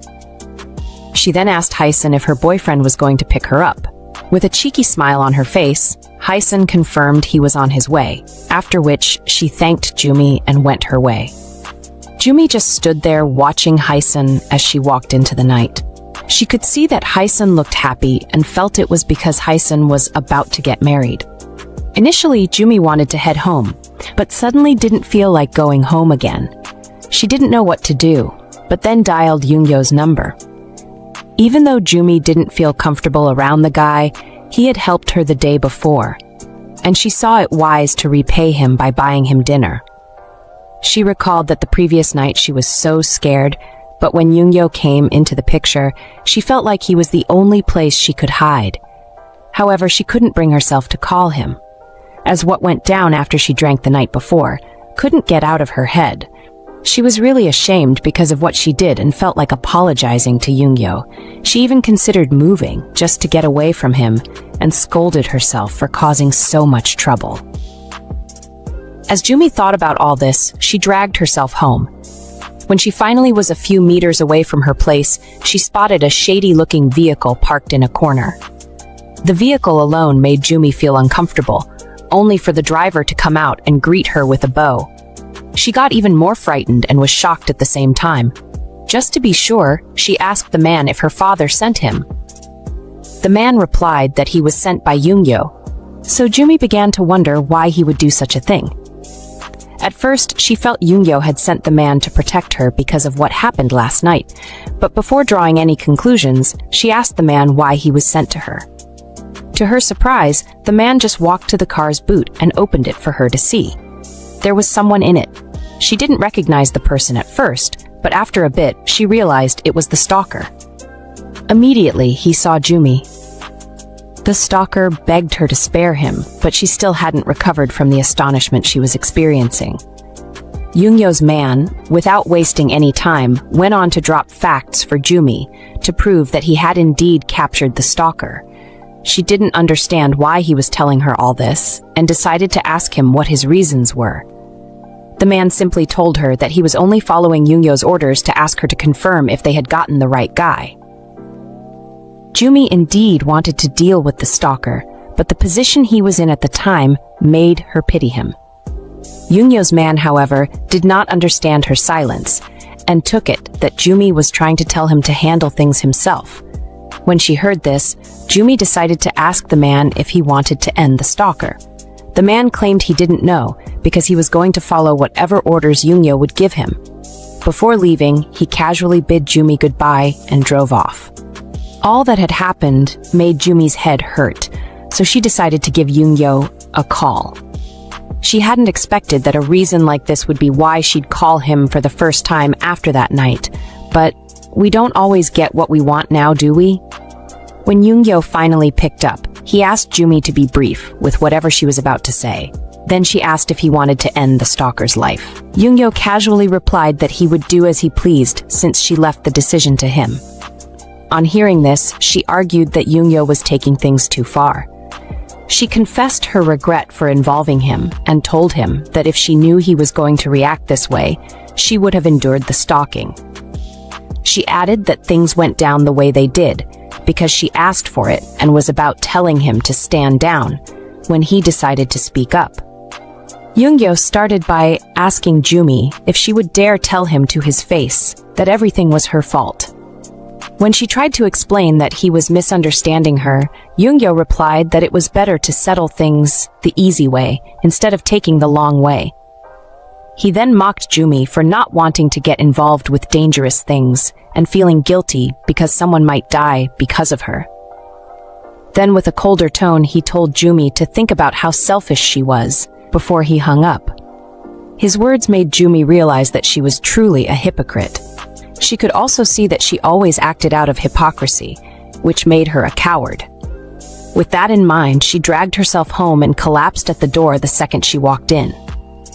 She felt bad because she hadn't planned for things to turn out the way they did, and she felt like she was getting sucked into a mess. She was feeling down, but when she looked around and saw how scattered her place was, Jumi decided to clean it up. In no time, the room was spotless. She felt fulfilled because of how hard she worked, at least until she kicked against one of the bottles she chugged the night before. The bottle only reminded her about what happened the previous night, which made her feel worse. She couldn't believe she acted so freely with someone like Yoongyo. She She recalled that she was a mess. Meanwhile, she couldn't recall the look on his face. Everything up till that point made Jumi ask herself what she was really trying to do. She wondered if she asked for too much by just wanting a normal life, and her mind went back to her high school days. Back then, everyone talked about her because her father was a gangster. They felt she was swimming in money, and everyone around her just wanted to take advantage of her. But in the midst of all this, Jumi kept her cool. Everything was normal. No one got hurt, until the day a kid tossed a volleyball at Jumi. He apologized, however, and claimed he didn't see her, but it was obvious he was just doing that to spite her. As usual, Jumi simply ignored the guy, but something unexpected happened the following day. The guy came to school with a swollen eye, and everyone wanted to know how he got it. He didn't want to say anything, but then one of the kids recognized him as the guy who threw a ball at Jumi the previous day. That event caused everyone to be afraid of her, as they believed anyone who would go after her would face the wrath of her father. Even then, Jumi said nothing. Everywhere she went, because of her father's reputation, she was surrounded by noise. However, she always felt lonely. If only they saw her as Choi Jumi and not as the daughter of a gangster, she felt her life would have been better. From then until she grew up, nothing changed. She didn't ask for all the complex stuff she was going through and just wanted a simple life where she could fall in love, get married, and start a family. You know, that ordinary but special stuff. She knew how her life was set out to go, was not set on stones, but knew it was ridiculous to think there is such a thing as a future one could create from him or herself. Jumi was already going through some hard times, only for her to get a call from Taeju. For a second, she stared at her screen, wondering who Taeju was, before recalling he was that guy her mother set her up with. You know, the one whose father owns a hospital. Because he called Jumi, they agreed to meet up the following day, and he looked happy to see her. Jumi, on the other hand, felt guilty that she forgot to call Taeju, so after responding to his greeting, she apologized for not giving him a call. Taeju acted like he was okay with Jumi not calling him, and blamed it on her being busy. He also asked Jumi if she was there for just him or him, and something else. It was another shade at the fact that she didn't call him first, so Jumi assured him he was seeing things wrongly since she planned to contact him. Well, that was because she had something to tell him. After they went into the hotel and got seated, Jumi confessed to Taeju that she went on the blind date with him because of her mother. Nevertheless, she had no intention of getting married for the time being. Sure, that was the excuse she gave Taeju, but deep down, she knew that her mother couldn't beat her dad. In the end, he would have his way, so it was better to end things fast.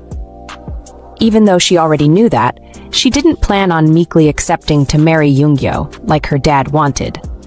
Her words seemed to hurt Taeju, who claimed to understand things from her angle, but felt it would have been better for her to fix a special day for them to meet, before she ended things. She then repeated something she heard before, as she told Taeju that even if she was rejected, it didn't seem like she said anything wrong. On hearing this, Taeju confessed that he had called Jumi because he wanted a second date and ended up being rejected spectacularly. She apologized for how he was feeling and offered to treat him to dinner. It was just a friendly gesture, but Taeju assumed Jumi was doing that to sympathize with him. She wasn't. And she made that very clear by stating she was not in a position to pity anyone. She also told Taeju that she came to see him because she didn't want her mother to set up another date without telling her, so she didn't want him to think too much about the rejection. It was then that Taeju admitted that he called Jumi because her mother reached out to him. He informed her that her mother seemed curious because Jumi hadn't reported anything back to her. The fact that Jumi knew what her mother was up to made her feel even more frustrated. Because of that, she asked Taeju if he wanted to get married to her, or was just doing everything because of the benefits both families were to gain. That question was similar to what Yoongyo asked her on her first date with him, although he put it in different lines. When she realized this, Jumi asked Taeju to forget what she said. Still, he didn't listen and answered the question anyway. He confessed that he actually wanted to get married to Jumi and told her about how his father wanted him to go to med school and take over the family business. He did this to explain to her that he actually didn't want to do his father's will. And when he came for the date, he did it because of his father. With that information out of the bag, he confessed that it would be sad if he was the only honest side, and that would be suffocating. His honest words made Jumi prematurely conclude that he was a good person, as she had seen her fair share of bad people, and he was nothing like those people. In the end, Taeju agreed that it was better they ended things on the spot, without crying, but also expressed hope in the fact that the future remained uncertain. He hoped that maybe in that future, Jumi would change her mind and they would get back together seriously. It was because of this, he teasingly confessed he couldn't let go of her and she wanted to know if he was teasing her. Taeju claimed he wasn't teasing Jumi, but she sat there feeling scared because of how sincere Taeju's smile looked. As the conversation lingered on, Taeju noticed Jumi had not taken a sip of her wine and wanted to know if she was okay. She simply told him that she was going to stop drinking for a while, right before they headed out. Once they were out of the hotel, Taeju offered Jumi a ride home, but she declined his offer. Her excuse for doing so was that she had someplace to be, so he let her go on her own. It's no surprise that the place Jumi went to was Woosung. It was the company her father worked for that was headed by Jung Yoongyo. It was her first time visiting the company alone, and its huge size made her feel uneasy. She came intending to discuss the stalker issue and also the events that took place that night when she was tipsy. Although she didn't know everything that happened that night, she came with the hope that she would discover one major thing. Whatever that thing was, we were about to find out. Because it was her first time alone, Jumi didn't know where Yoongyo's office was and had to go to the counter to ask for directions. The receptionist was about telling her to leave because her identity was not verified, when one of Yoongyo's men spotted her. He then walked over to Jumi and the receptionist and asked her why she didn't tell him about her visit. She told the man that it was something that came up unexpectedly, before asking him to guide her to Yoongyo's office. He was glad to help Jumi and asked her to follow him. On her way to Yoongyo's office, she had to pass by some of Yoongyo's shady-looking men, who made her feel uncomfortable. She really didn't like the world Yoongyo and her father lived in, because it was surrounded by death. It was because of this that they lived in the present, without thinking about the future. By living that way, they could easily let go of everything without regret when death came knocking. Suddenly, Jumi's guide noticed she wasn't looking so good. Out of concern, he approached her and asked if she was okay. She claimed she was fine and asked the man not to tell her father she had come around. She only planned to say a few words to Yoongyo and be on her way. When she finally arrived at his office, she met him seated so calmly at his desk. The first thing she did was ask about the stalker. She was curious to know whether he ended the man's life, and from Yoongyo's silence, concluded that he didn't. He seemed uninterested in talking about the stalker and gave Jumi the go-ahead to argue. All she did was agree with him that he was right about her. She was scared and already knew what would happen if she asked him for help, but still asked for his help. Nevertheless, she still didn't want anyone to die for her sake, whether it was hypocritical or not. With that out of the way, Jumi went on to discuss their moment of intimacy a few days ago. It was then we got to know the major thing she wanted to ask Yoongyo, was if he used protection or not. From the proud smile on his face, it was obvious he didn't think towards that angle. Jumi could tell, but she kept pushing and stated that when she checked the trash, she didn't see any protection wraps. After what had happened, she expected to find some, but then Yoongyo confidently told her that she asked him not to pull out. She was shocked to hear that while Yoongyo casually pulled out a cigarette. He believed she was asking questions she already knew the answers to. Meanwhile, she was shocked by his cold responses. It turned out she made crazier requests than she had thought, so she tried willing herself to calm down. Yoongyo wanted to know if Jumi was afraid of becoming fat and round, but she claimed not to be worried because she was on contraceptives. She then wanted to know why Yoongyo wasn't worried, but then he told her that it was because he would take responsibility for the child no matter what. His words pissed Jumi off, so she boldly told him that what happened between them was just one completely meaningless one-night stand. Jumi told herself that since they were both drunk and not in their right minds, it was just another night out of many that happened. She advised him not to read meaning into what happened, since doing that wouldn't be proper. She believed that someone like Yoongyo would be smart enough to understand what she was saying, and concluded it was no big deal. However, she was wrong. Yoongyo didn't see what happened as meaningless, and wanted to know why Jumi was trying so hard to deny it. To show how serious he was, Yoongyo put out his cigarette and asked Jumi if she was thinking about other men during their moment of intimacy. His comment caught her off guard and made her wonder if he was talking about her ex Junghyun. That night, she actually thought about him, but it was for a moment, even though she never had the intention of thinking about him that day. Even though that happened, Jumi was certain there was no way Yoongyo could know she thought about Junghyun, because he couldn't read her thoughts. Yoongyo still pushed the topic and claimed he might have had similarities with someone she was once with. It was then that Jumi lost her cool and demanded to know what made Yoongyo feel so sure about his name. She recalled calling his name that night, but then she goes quiet as she realized that the more she talked, the deeper she got sucked into everything. To help matters, Jumi tried to explain what she meant. Yoongyo didn't let her do that, however. Instead, he firmly told her that whether she had him in mind or another man in mind was not his business. He was done, since Jumi said it was a meaningless one-night stand and asked Jumi to get out. Jumi stood there angrily, thinking about how cruel Yoongyo was, but then he rudely asked her why she was still there. Because of his tone, Jumi angrily marched out of his office. She wasn't okay, but then things got even more bothersome, as her father gave her a call. Jumi could tell he was calling because he knew she was at Woosung and explained to him that she only came to run a short errand. She added that she was on her way home anyway and planned to say what she wanted to say to him in person. Although her father seemed annoyed, Jumi ignored his mood and asked if her mother was around, since she wanted to speak with both of them. After that, she hung up and heaved a deep sigh of frustration.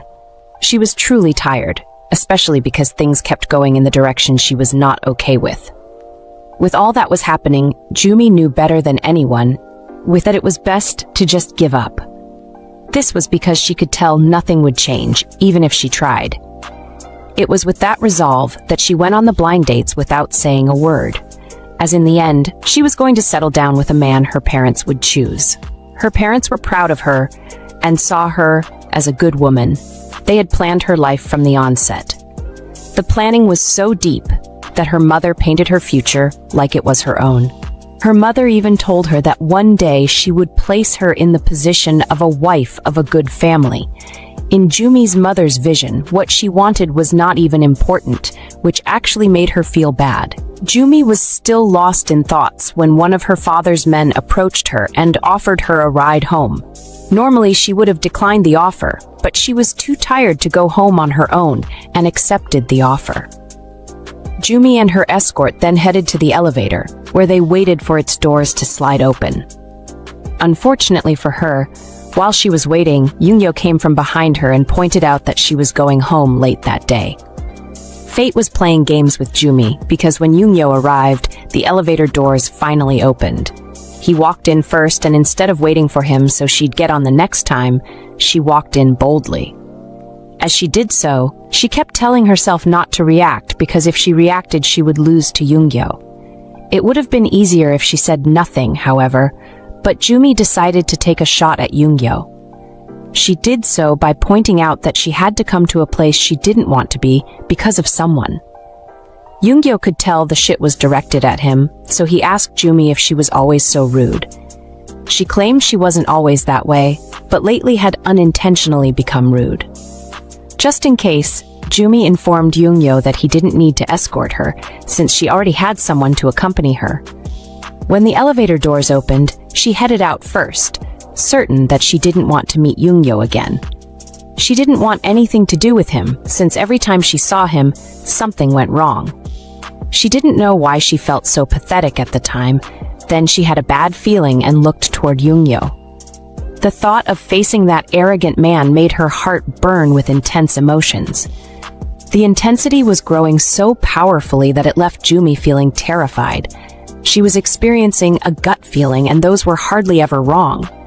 Yoongyo, on the other hand, was oblivious to Jumi's growing resentment towards him as Gwangmi drove him home. Suddenly, he started muttering words to himself that made Gwangmi feel a bit uncomfortable. All the muttering was because he was thinking about how he and Jumi's night together was clearly a mistake. The whole thing from start to finish was a mistake. But at the same time, he didn't see it as a mistake. He confessed to himself that although everything happened impulsively and under the influence, so he lost some of his control. Yoongyo saw him losing his judgment as the only problem. Until that night, no matter how drunk he was, he had never had an intimate moment with a woman for the sake of it. To no one in particular, Yoongyo said that it was unbelievable the way things turned out. It was so serious to him that he didn't see it as a laughing matter. In the end, he blamed everything on the night Chairman Kwon set him and Jumi up. That night, Jumi's father, Executive Director Choi, was acting oddly nice to the chairman to show his gratitude for being invited to see him. Although the meeting aimed at matching up Jumi and Yoongyo, Chairman Kwon wanted to know if Executive Director Choi could handle the Han River construction issue. Jumi's father, while sounding confident, just asked the chairman if he had any questions concerning the Han River construction issue. During the meeting, Yoongyo was bored, only for Chairman Choi to silently ask him if he saw Jumi as pretty. He suggested that Yoongyo think about settling down and getting married. Surprisingly, he refused. He had noted that Jumi had an expressionless face and a smile never reached her eyes. He also found it strange that she didn't flinch in such an atmosphere or meeting, and felt that much was to be expected from Director Choi's daughter. The sly chairman then addressed Jumi. He started by praising her beauty, before suggesting that Jumi became friends with his third wife. It was then she spoke up, coldly stating that she did not have a good personality and felt she wouldn't get along with his wife. Her words almost made her father choke on his drink, while Chairman Kwon praised her for being so sincere. He confessed that he had never heard someone speak like her, so she added that her father kept saying she was blunt. The comment managed to get Chairman Kwon laughing, as he praised Jumi for being more daring than she appeared.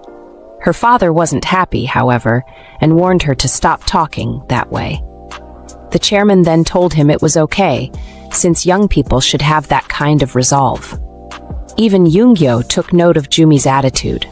It left him wondering how she could stay so composed before the chairman of the Woosung group. He couldn't tell whether her reaction was because she was fearless or simply didn't care.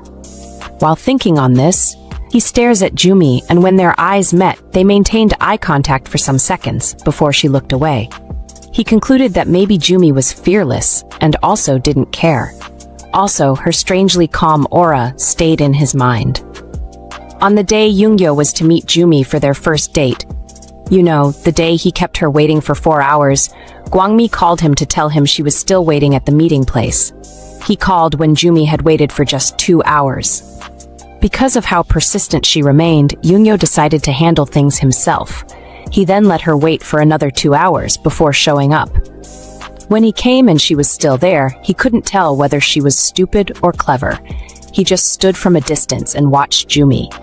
She didn't know he was there, then her phone rang. It was Hysun, who wanted to know if she was going for an engagement party. Jumi assured her she was. Hysun then asked Jumi about her blind date, and she described Yoongyo as better than Junghyun all round. She also claimed she had high standards and wasn't the type of woman to hang out with just anyone. Those lines were what made Yoongyo stay, even though he already planned to leave. When she hung up, Yoongyo walked over to her, a decision he ended up regretting. He felt that going back to Jumi was his first mistake, and he should have turned around instead of engaging. It was because he didn't turn away back then that he ended up in her house protecting her the night they got intimate. Throughout his time with her, Jumi had always been like a wax figure to him. But that night she opened up to him. Due to his mischievous curiosity, he wanted to see how she looked when she completely lost it. He gave her more wine to bring out the human in her, and even though he was not expecting to get intimate with her, he failed at controlling his urges and made the mistake. He couldn't understand why Jumi drank the way she did that night, and felt that maybe she did so because she desperately wanted to forget everything. He even recalled telling her that he was nothing like Jung Yoongyo, the man who he felt robbed her and made her cold. He wondered who that man was. Yoongyo's curiosity only made him feel like he had lost his mind. His mind then went back to the conversation he had with Jumi earlier. Because of his overthinking, Yoongyo looked troubled, so Gwangmi got concerned and asked him if he was okay. He didn't hear the question, as his thoughts were still on Jumi. He recalled warning her not to play with fire, but she did anyway, which pissed him off. The drive home continued nonetheless, but Yoongyo felt uncomfortable that he was the only one who remembered what happened that night. In the next scene, Jumi had arrived at her home. At the door, her mother scolded her for hardly coming home. She didn't see why the CEO of what she saw as a small cafe was so scarce. Jumi, nevertheless, told her mother she was overstepping like she normally did. Her mother was annoyed by the response and declared it was pointless to raise children. Without wasting any time, she wanted to know what happened with the son of the hospital director.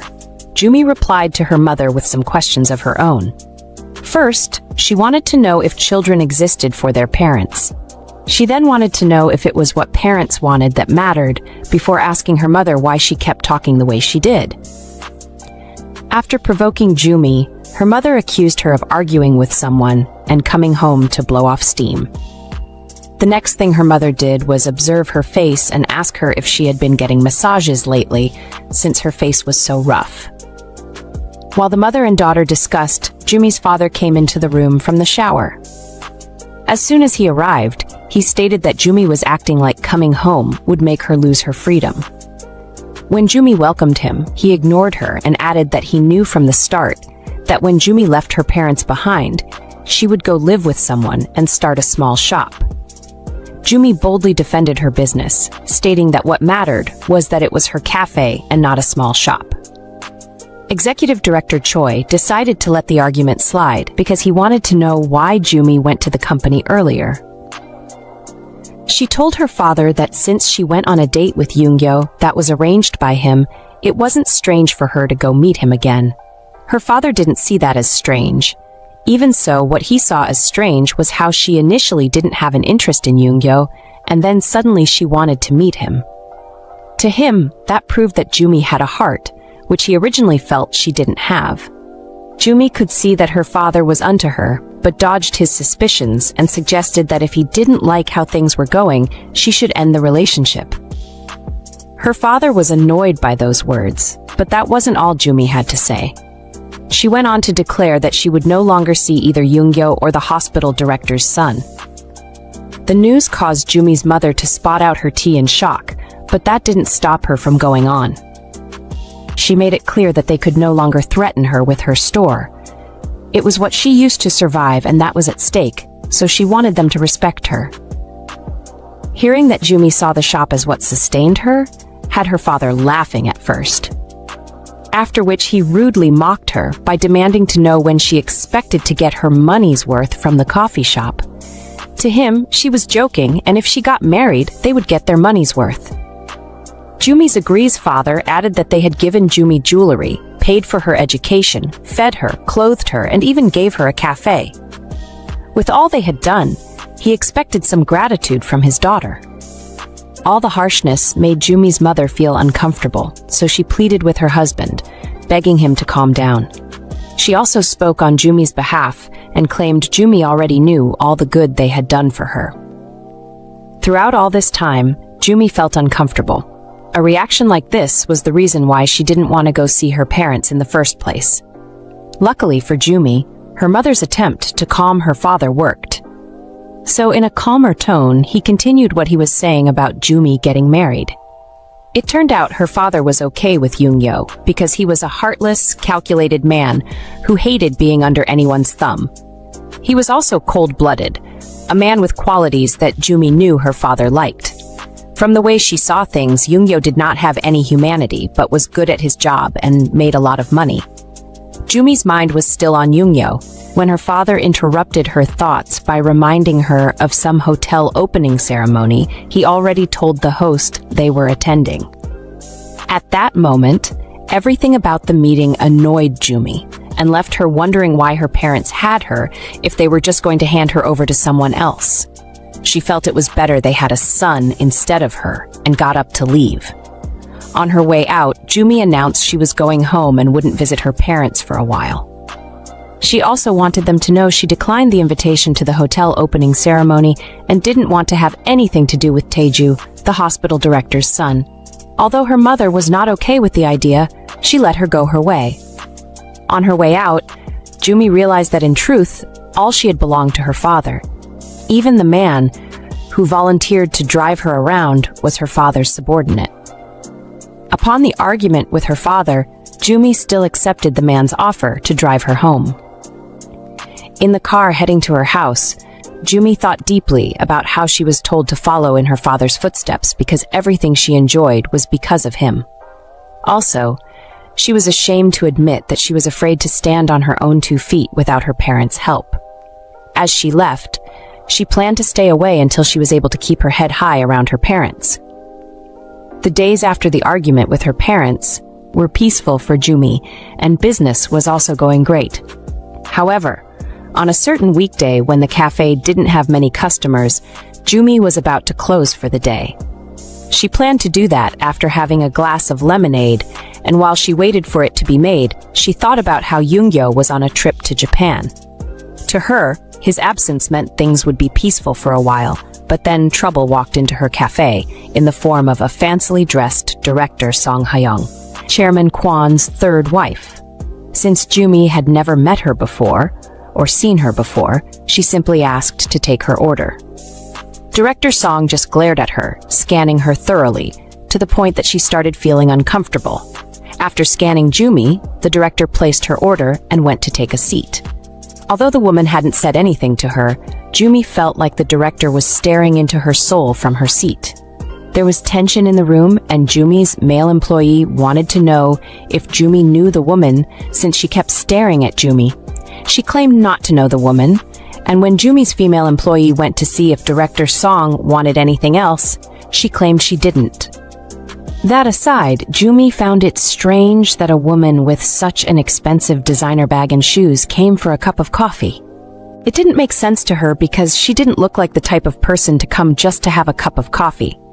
As Jumi was deeply thinking about this woman, the plate Jumi's make employee, Inho, had in hand, accidentally slipped off his hand and fell. Our girl immediately rushed to Inho's aid. The poor guy was busy worrying about the plates, but Jumi just wanted to know if he was okay. While this commotion was taking place, Jumi's second employee informed Director Song that it was closing time, so she got up and left after politely thanking them for the coffee. When the director left, Jumi's employees discussed her visit. They felt she came because she was checking out the shop to buy it later. Meanwhile, Jumi believed she was interested in more than that. She wasn't allowed to pay more attention to Director Song, however, since her female employee suggested they go out. Inho supported the idea, but Jumi couldn't tag along with them, as she wasn't going to be drinking for a while. To make up for her absence, she offered them her credit card to allow them to get drinks and drink together.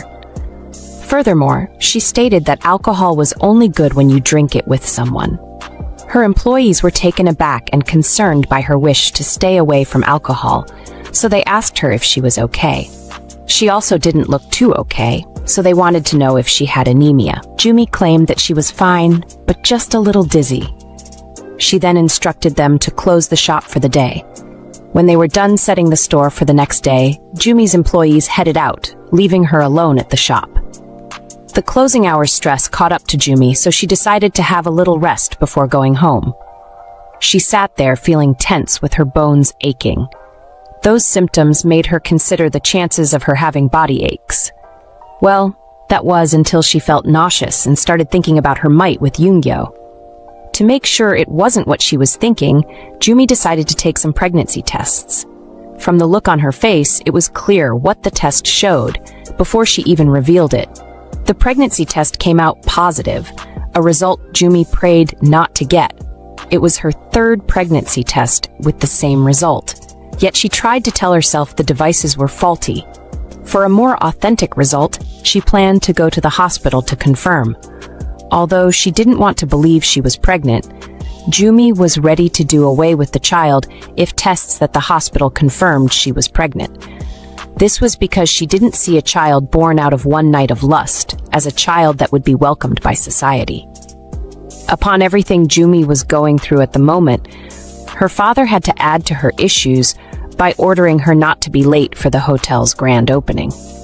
He added that if Jumi wanted to live the way she liked, then she should convince him instead of throwing childish tantrums. Even though she didn't want to go for the grand opening and was already going through a lot, Jumi set aside her emotions and went for the event.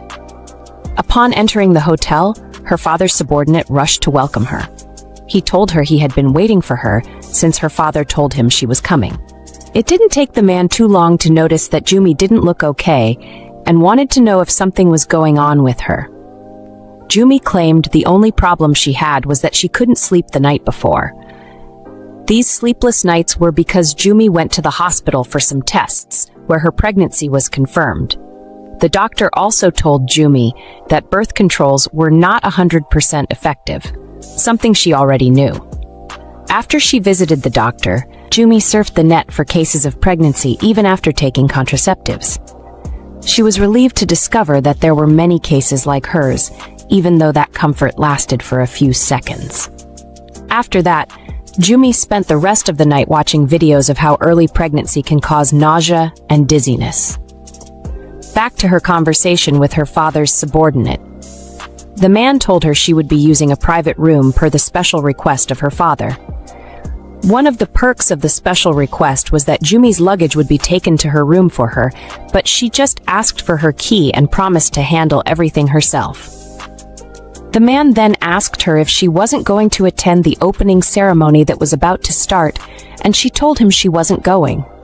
Her excuse was that there was no one to welcome her there, so there was no need for her to go. Since it was settled that she was going to her room on her own, Jumi permitted the man to get back to what he was doing. He did as he was instructed, leaving Jumi to her thoughts. During her time on her own, Jumi observed her legs and began to wonder why she wore a flat shoe instead of heels. She didn't dwell too long on that thought and observed the room. She noticed that it was busy and hoped to be able to rest without any disturbance. As if life ever gave Jumi what she desired. As usual, life threw another surprise at Jumi by sending Yoongyo her way. Yoongyo came with his army of subordinates, and his presence made Jumi feel uncomfortable. However, she still was able to put together words, and the pair exchanged greetings. His presence at the grand opening ceremony showed that he was back from his trip to Japan, but all Jumi could think about was their last meeting and how rude he was. She had gone there that day to confirm if he used protection or not, and she got her answer. At that moment, she didn't want to bear the responsibility of what she planned to do with the child on her own. She wanted to tell him that she wanted to do away with the child and felt he would agree with her without even thinking. Instead of telling him that, she asked if he came around for the opening ceremony. As she asked, Yoongyo called out to her and told her the elevator was the other way. Turned out she was going the wrong way, if not for his help. Yoongyo still got into the elevator with Jumi. In the elevator, he observed that she was wearing flat shoes, which was unlike her. Just as he was observing her, Jumi felt woozy and fell backwards. Luckily for her, Yoongyo was quick enough to catch her before she fell. To cover his care, he acted rudely and Jumi apologized. She was still in his arms when he asked her what she had been eating lately. It looked like he could tell she had added weight. Meanwhile, Jumi was focused on his strength now and on the night he lifted her. She believed that Yoongyo was still the same rude person, and she was the only one who had changed during their time apart. That feeling made Jumi break free from Yoongyo's hold and return his question, asking him what he usually ate. She pointed out that she had seen him use lobster as an ashtray before she remembered they weren't the only ones in the elevator and called herself to order. To sound more polite, Jumi claimed she was trying to tell Yoongyo that she was eating well and getting around fine. She also apologized for her rude remark and blamed it on her being on edge of late. She hoped he'd understand with her, so he told her that if she wanted to be understood, she should stop acting like a brat. He wanted to know where the sweet and cuddly Jumi went, that all she had left was a rude mess. When the doors opened, Yoongyo offered to guide Jumi to her room, but she declined his offer. According to her, she could see the room right in front of her, but Yoongyo didn't listen. From his angle, Jumi looked like she wouldn't have been able to find the doors by herself.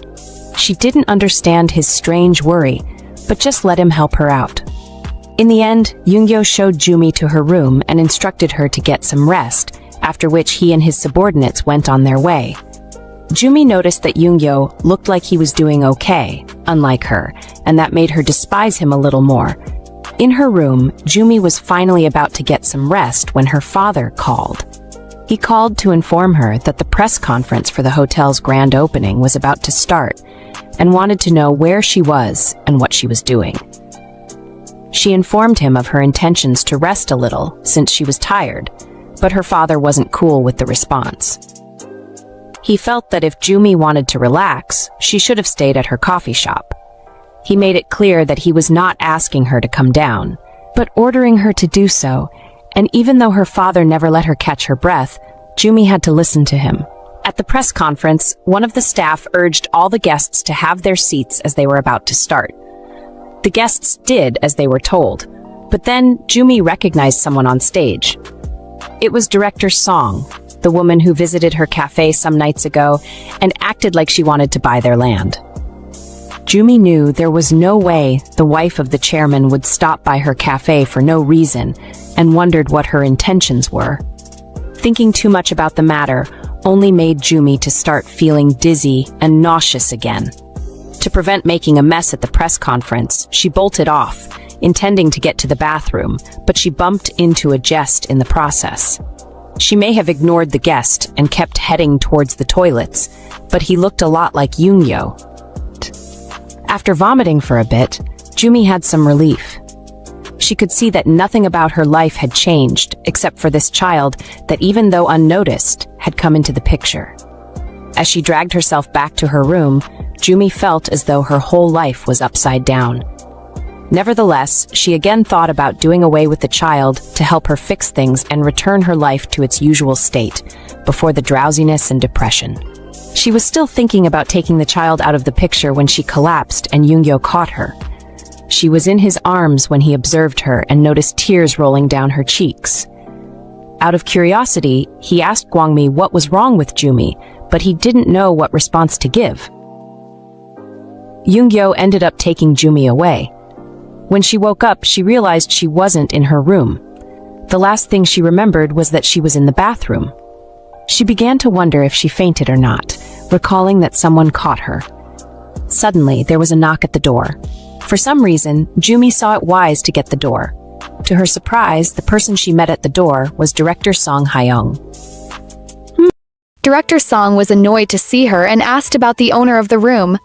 She also wanted to know what she was doing there. Jumi immediately came up with the excuse that she was sick for a moment, so she took a break. She then asked the director what she was doing there, but she replied that she didn't know an answer to the one who borrowed the room, but to its owner. Her tone was rather rude and prompted Jumi to reply in a similar tone that she was alone at the moment. Yoongyo was out, and since she didn't know the reason for her visit, it was best she came back later. She then returned to the room, leaving director Song at the door, ignoring her as she tried to prolong their conversation. While in the room, she wondered what the director's problem was. Ever since her weird visit to the cafe a while back, she's been getting on her nerves. She didn't understand why that woman was acting like she stole her man. Last she checked, she was the president's wife and he truly loved her, but she shamelessly chased after Yoongyo, acting like they were married. For a second, she wondered what Song's deal with him was before reminding herself that she wasn't supposed to care. Whatever the relationship between those two was not her problem. She told herself there was no reason for her to be interested in that or any reason for her to stay in his room, so she attempted to leave. Unfortunately for her, on her way out, she bumped into Yoonggyo, who was about to step into the room. As usual, he had a cold look on his face and she was frightened for a second. Nevertheless, she played cool and calmly asked if he was going in. She then thanked him for his help and informed him that she was leaving. For once, she hoped he would let her leave in peace, but that time, like others, he didn't. Instead, he called her, stopping her in her tracks and causing her to claim she wasn't startled. Yoonggyo never asked that, so she explained that she assumed he would ask her if she was eventually, which was why she answered it anyway. He then told her that he was sure she had forgotten something, before handing over her key card to her. She was actually surprised because she didn't recall losing it. However, when she tried to take it from him and thanked him, he withdrew his hand. That was the only leverage he had on her at the time, and he was bent on using it to make her tell him why she had been avoiding eye contact with him. When she heard the question, like it was reflex, she looked away from Yoonggyo and asked him the reason behind the question. From her change in attitude, he could see she looked guilty, but she claimed she wasn't guilty of anything. Well, he didn't see her as a troublemaker, which meant she didn't have a reason to avoid him, but she decided to change the topic. She suddenly wanted to know if he had dinner and assumed he was tired of her, so she wanted to leave. Her plans didn't work. Instead, Yoonggyo warned her not to change the topic. That was when she decided to spill, but first she wanted to know if he would help her take care of the problem. It looked like she was about to tell him about the baby, but she didn't and claimed she was in pain because she had a fever. She reminded him about how he noticed she was feverish earlier and he dropped his guard due to concern. He genuinely wanted to know if she took any medicine, and she told him she took a painkiller earlier. All she was doing was to bait him, and when she got the chance she snatched her room card from him and went her way, after bidding him a good night's rest. It was obvious he wouldn't let what she did slide, but he let her go for the night. At her room, Jumi finally got to take a shower and relax for a bit before her stomach started hurting. She felt she was having stomach upset because she hadn't eaten anything earlier, but didn't understand why it hurt so much. Well, at least until she remembered the baby and feared she was having a miscarriage. The thought came to mind because according to what she's been reading, miscarriages were common during early pregnancy. For someone who didn't want to have a kid with a gangster, she was bothered that if it was actually a miscarriage, it was unfair that the baby was never going to be welcomed into the world by anyone. As if she wasn't already going through a lot, she got a call from her father before he started flooding her DM with texts. The only reason why she came for the event was to prove to him that she didn't need babysitting, but for most of the night, things hadn't gone her way. Then there was her father, who was unaware of all she was going through and ordered her to come downstairs and show her face. He didn't understand what she was doing when guests were waiting and threatened to go to her room if she didn't hurry downstairs. Yeah, everyone knew Executive Director Choi was a bit too much, and Jimmy knew if she went downstairs he would grill her with questions, especially on where she had been. Her only way out of this was Yoonggyo, and she was ready to take that chance, since to her it was better than facing her father. She then returned to his room just as he was stepping out of the shower, and he didn't look happy to see her. We can understand why. Still, she just ignored him glaring at her and slipped into the room, claiming she was searching for her hairpin while clinging to her stomach. It was obvious that she was in pain, but when Yoonggyo interrogated her about it, she ignored him. She did the same when he asked for the reason why she came to him, but that didn't stop him from asking why she hadn't gone to the hospital. The smart girl just claimed she was experiencing period cramps and there was no cure for that. She knew he wouldn't understand since he wasn't a woman, but that didn't stop him from asking her again why she came to him. Again, she lied that she had come to search for her hairpin, but that just made him threaten to kick her out. The threat scared Jumi because she suspected her father was probably on his way, and she was right. She knew she had to come up with an excuse quickly, but since she couldn't, she begged him to spare her a moment and told him everything about her dad being on his way and how she wanted to avoid him. She really wanted to rest, but all he did was move to the bed and ask her to join him since she couldn't rest while standing where she was. That was his form of revenge. She had to choose between going to the bed and leaving the room. He then lied back and waited for her response, allowing her to think about her options thoroughly. She knew that if she went out, her father would catch her and she would have to suffer all night. Her body was in no shape to endure that. She just wanted to lie down anywhere. Still, she had to choose between Yoongyo and her father. Both of them were equally scary, but Jumi chose the lesser evil and quietly walked over to the couch to lie down. She knew him as a man of principle and was certain she was safe if she acted like she was asleep. She didn't like how small the couch was, but planned to pass the time on it, while waiting for her father to get tired of looking for her and leave. Once that happened, she intended to go to her room where she felt she would be safe. For a while it looked like her act was working, but then he commented about how she was revealing her back so easily and tagged it as dangerous. That alone gave Jumi the scare, but she said nothing. Meanwhile, all she could think about was how she finally understood how herbivores felt. Usually, their backs were exposed carelessly, and that allowed predators to get caught. Since she felt that way at the time, she couldn't tell if she had just entered the predator's cage to escape her father, but kept her cool and asked Yoongyo if he wasn't going to bed. Annoyed, he reminded her that she barged into his room and she responded rudely. Since he let her response slide, she lay there certain that he thought he was very forgiving. She knew that Yoongyo must have ended a lot of lives to get to his position, because her father was in the same industry and she knew of his dirty deeds. However, what scared her the most was what he would do to her if she told him about her pregnancy. First, she felt he would handle it rashly, before she recalled that he wasn't the type of person to stoop to such unrefined, disgraceful acts. Unknown to her, while she was thinking about this, she was staring at him and he saw that as rude. She then promised not to stare at him again, which made him remind her of their intimate moment. She clearly wanted him to stop talking about it, claiming she didn't remember anything, but he didn't stop. He kept going, accusing her of lying, since he didn't believe her claim that she didn't remember what happened that night. Jumi was confused and tried to understand where she lay, but he just commanded her to come to him and didn't listen when she tried to argue. She started to wonder if she had done something wrong, but before she knew it, Yoongyo grabbed her and pulled her to himself. This move left Jumi's heart racing, but then he asked again if she was sure she had memory problems. On hearing this, she confessed that although she didn't remember everything, she did remember a little of what happened that night. Surprisingly, he knew that a while back and found it funny, leaving Jumi angered that he was laughing at her struggle. Since she was fed up, she decided to leave, but he wasn't ready to let her go like that. He wanted to call a doctor who could show up immediately, but she stopped him. He wasn't expecting such a reaction from her, but she knew that calling a doctor would lead to Yoongyo finding out about the pregnancy. Fortunately for her, there was a snowstorm that kept the doctor from coming, allowing Jumi to feed Yoongyo with a lie she hoped he'd believe. She claimed to be on her period and all she was experiencing was period cramps. It wasn't something she expected him to know about, so she assured him she would be okay after taking medicine and resting. Initially, it looked like he bought the lie, but then he revealed to her that he knew everything, prompting her to wonder if he had caught on. The chances of him finding out were high. He was the only one to notice she was acting strange, so it was possible he already knew about the pregnancy. Things got worse when he told he advised her to take care of herself properly, seeing as she refused to see a doctor. At that point, she kept telling herself that he couldn't have figured things out. She was sure it was only her who knew about the baby, but whenever her eyes met his, she felt like he was seeing right through her. She was staring at him again while she was lost in thought, but came back to her senses when he called out to her. She then bowed and promised him that he didn't have to worry about her, because she would feel better after relaxing a bit. Even though he didn't show it, Yoongyo was touched by this gesture. Prompted him to stop bugging Jumi and permit her to rest, after which he fell asleep.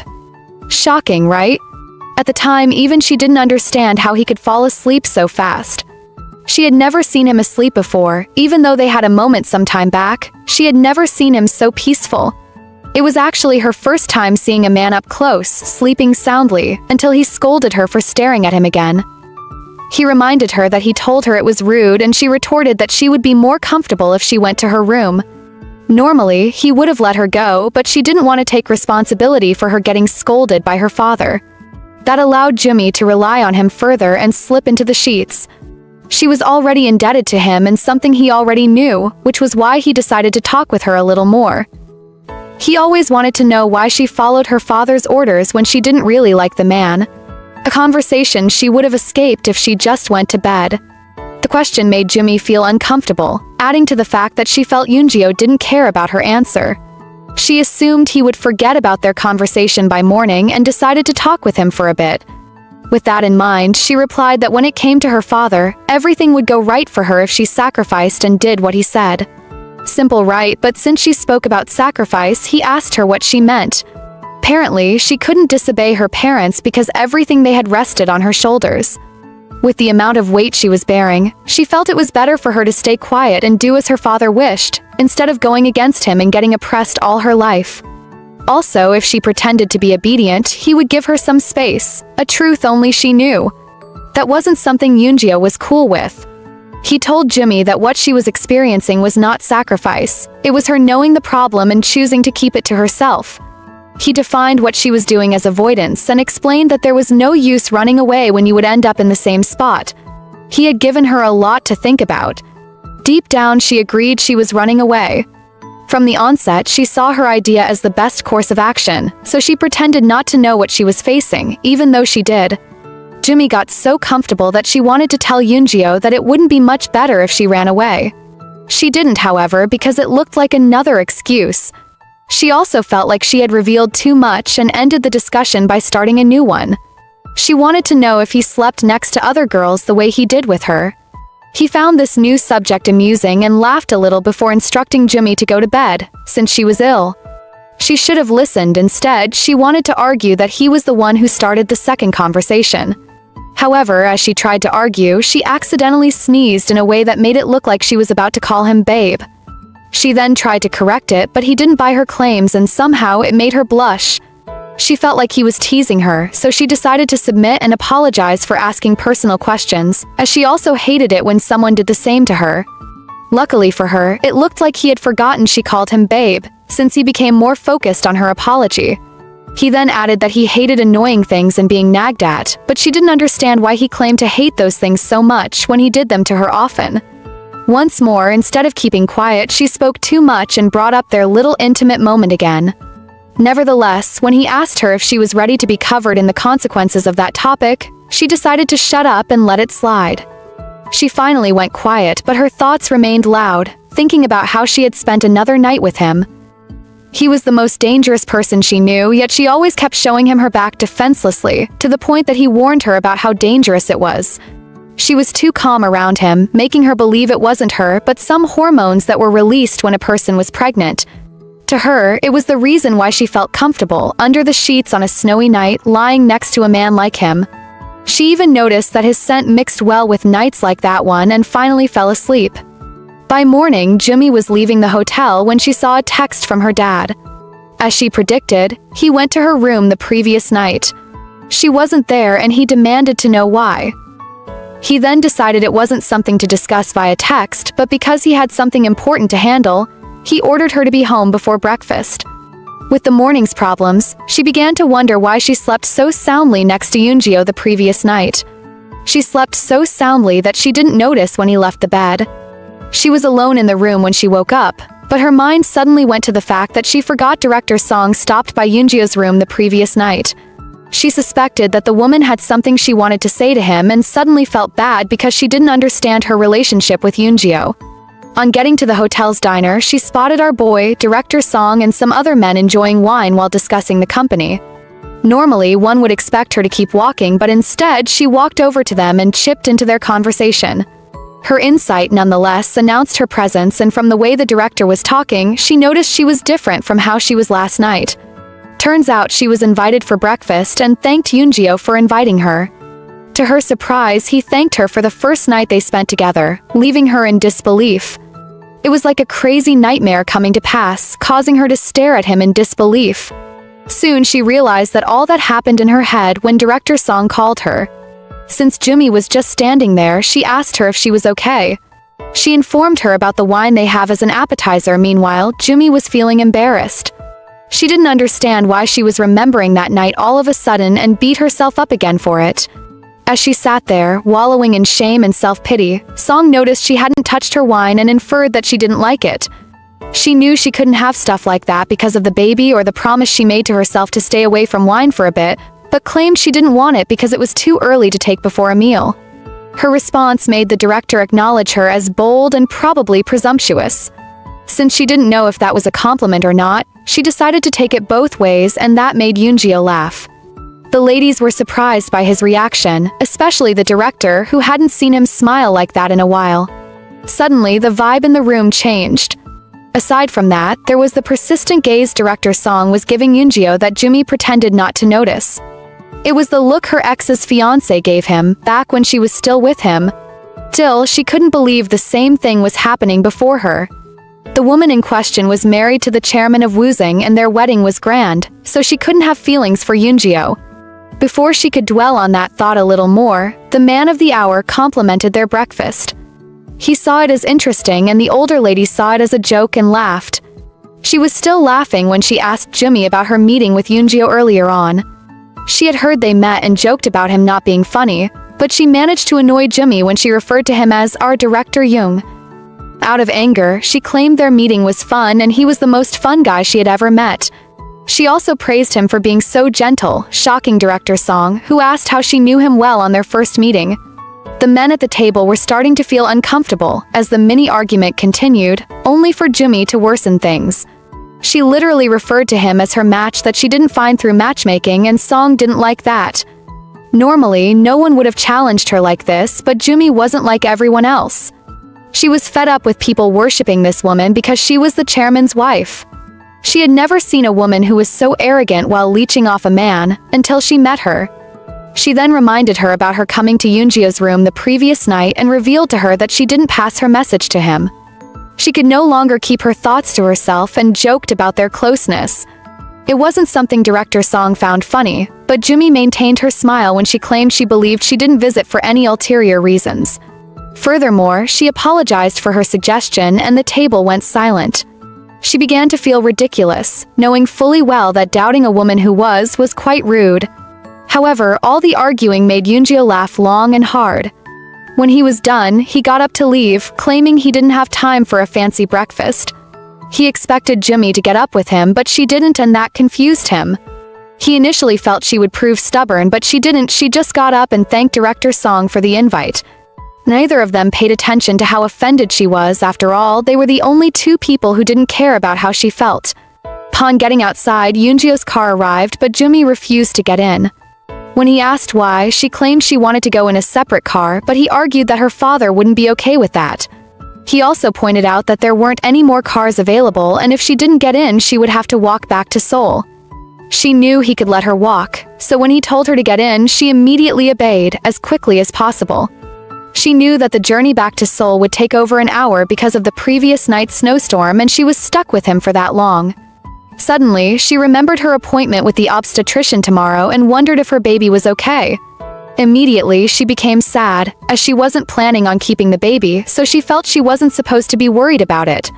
She was sure she was pregnant because of the amount of pregnancy tests she used. She used so much that the store owner had to intervene. He assured her she was pregnant, certain that it was odd for all the tests to show 2 lines when she wasn't pregnant. She knew 6 tests in a row could not be defective, but in the car she couldn't feel any signs that she was carrying a child. When she felt her body, all she could feel was her own temperature, so she asked herself how something so little could have such a big effect on her. She had so many questions that she felt like she was going around a maze with no answers, but while she thought about it, Yoonggyo silently watched her. He soon noticed her hand was on her stomach. Before he could say anything, she asked him why he was looking at her. In response, he asked her the same question. She then claimed she was staring at him because she was hungry. He acted like he didn't care before pulling out a stick of cigarette, making Jumi feel uncomfortable immediately. She wasn't cool with smoking in confined spaces and considered asking him to open the door, when he noticed how terrified she looked. Because of that look, he refused Gwangmi's offer to light his cigarette. He suggested they find somewhere to rest and eat on their way to Seoul. Yoonggyo told Jumi that although he felt he could leave her on her own at first, he noticed that she was only getting worse. His words confused her, before he explained that he was trying to say she would set what he gave to her. That was the only way he felt she would recover. To him, all she did at breakfast that morning would not help her get better, but a fleshy meal. Somehow, the way he said this hurt her, but he didn't mind since he felt the time for kind words was long gone. He further accused her of being the unkind one and advised her not to let her guard down easily. Nothing he said made sense to her, but it looked like he was saying less than he knew. Nevertheless, she agreed with him. She actually had to step up her guard because she only had one life to live. 2 lives if she counted the baby in her stomach, and she needed to protect those 2 lives. While she felt down, Yoongyo looked undisturbed, but what could she do? People with a lot to lose had no other choice than to lower their heads. Days went by and the time for Jumi's doctor's appointment finally arrived. As she waited in the reception for her turn, she observed a couple that were expecting a baby. They looked so happy, experiencing a joy she couldn't relate to. They got her thinking until the nurse came and told her it was time for her appointment. What followed was a series of tests that confirmed she was pregnant. She had trouble accepting this, but hearing from someone else that she was 5 weeks pregnant made it feel more real. The doctor assured her she didn't have anything to worry about, but advised her to focus on taking care of her body while monitoring the situation. She further instructed Jumi to return in 2 weeks, so they could check how the baby was doing. She promised to take the time to call her for every appointment and pleaded that she show up whenever she was called. With the way the doctor was talking, she found it hard to tell her that she didn't want to keep the baby. The more she tried, the harder it was, and the more she folded the cup. Finally, she told the doctor that there were a lot of things in her life that she did, but couldn't recall anything she did for herself. In the end, she didn't say whether she was keeping the baby or not. That evening, when she got home, she called Hyson to talk. Surprisingly, when she picked, she invited Jumi for an outing during the weekend, which made her wonder how a bride-to-be had so much free time. Hyson explained to her that she had the time because of the vacation request she put in. It was her last one before she got married, and she was looking to make the most of it. She planned to head out on Friday and come back after resting over the weekend. She had to check if Jumi was okay with the idea, but she had to decline due to her prior engagement for that weekend. She hadn't told her best friend about the baby, so she couldn't tell her that day was fixed for her to say goodbye to the baby. Hyson, who was clearly in the dark, felt Jumi was talking about a work-related engagement. With that in mind, she advised her to get her employees to handle things.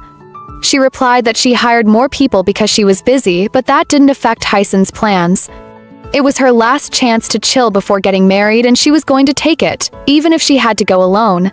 She seemed pissed, but Jumi was welcome to join her if she had a change of heart. Letting her best friend down was hard, but she had to. After the call, she settled down to eat fruits. She started with the tangerines and complained about how the fruit seller kept messing with her by giving her different fruits whenever she came back. Before she got pregnant, she didn't even like fruit, which was why she didn't understand why they were so tempting all of a sudden. Suddenly, she felt nauseous, and it wasn't the first time that day. It was a few days to the day she let her child go, but aside from this, she felt empty in her heart and strange. If only the baby would keep quiet and GI silently, but it kept reminding her of its presence. She felt like it was trying to force her to love it, even when she didn't want it. She really did want the baby gone, but from her little experience, she believed that even a baby that isn't yet the size of a bean can notice its mother's feelings for it from the onset. It looked like she was starting to have second thoughts.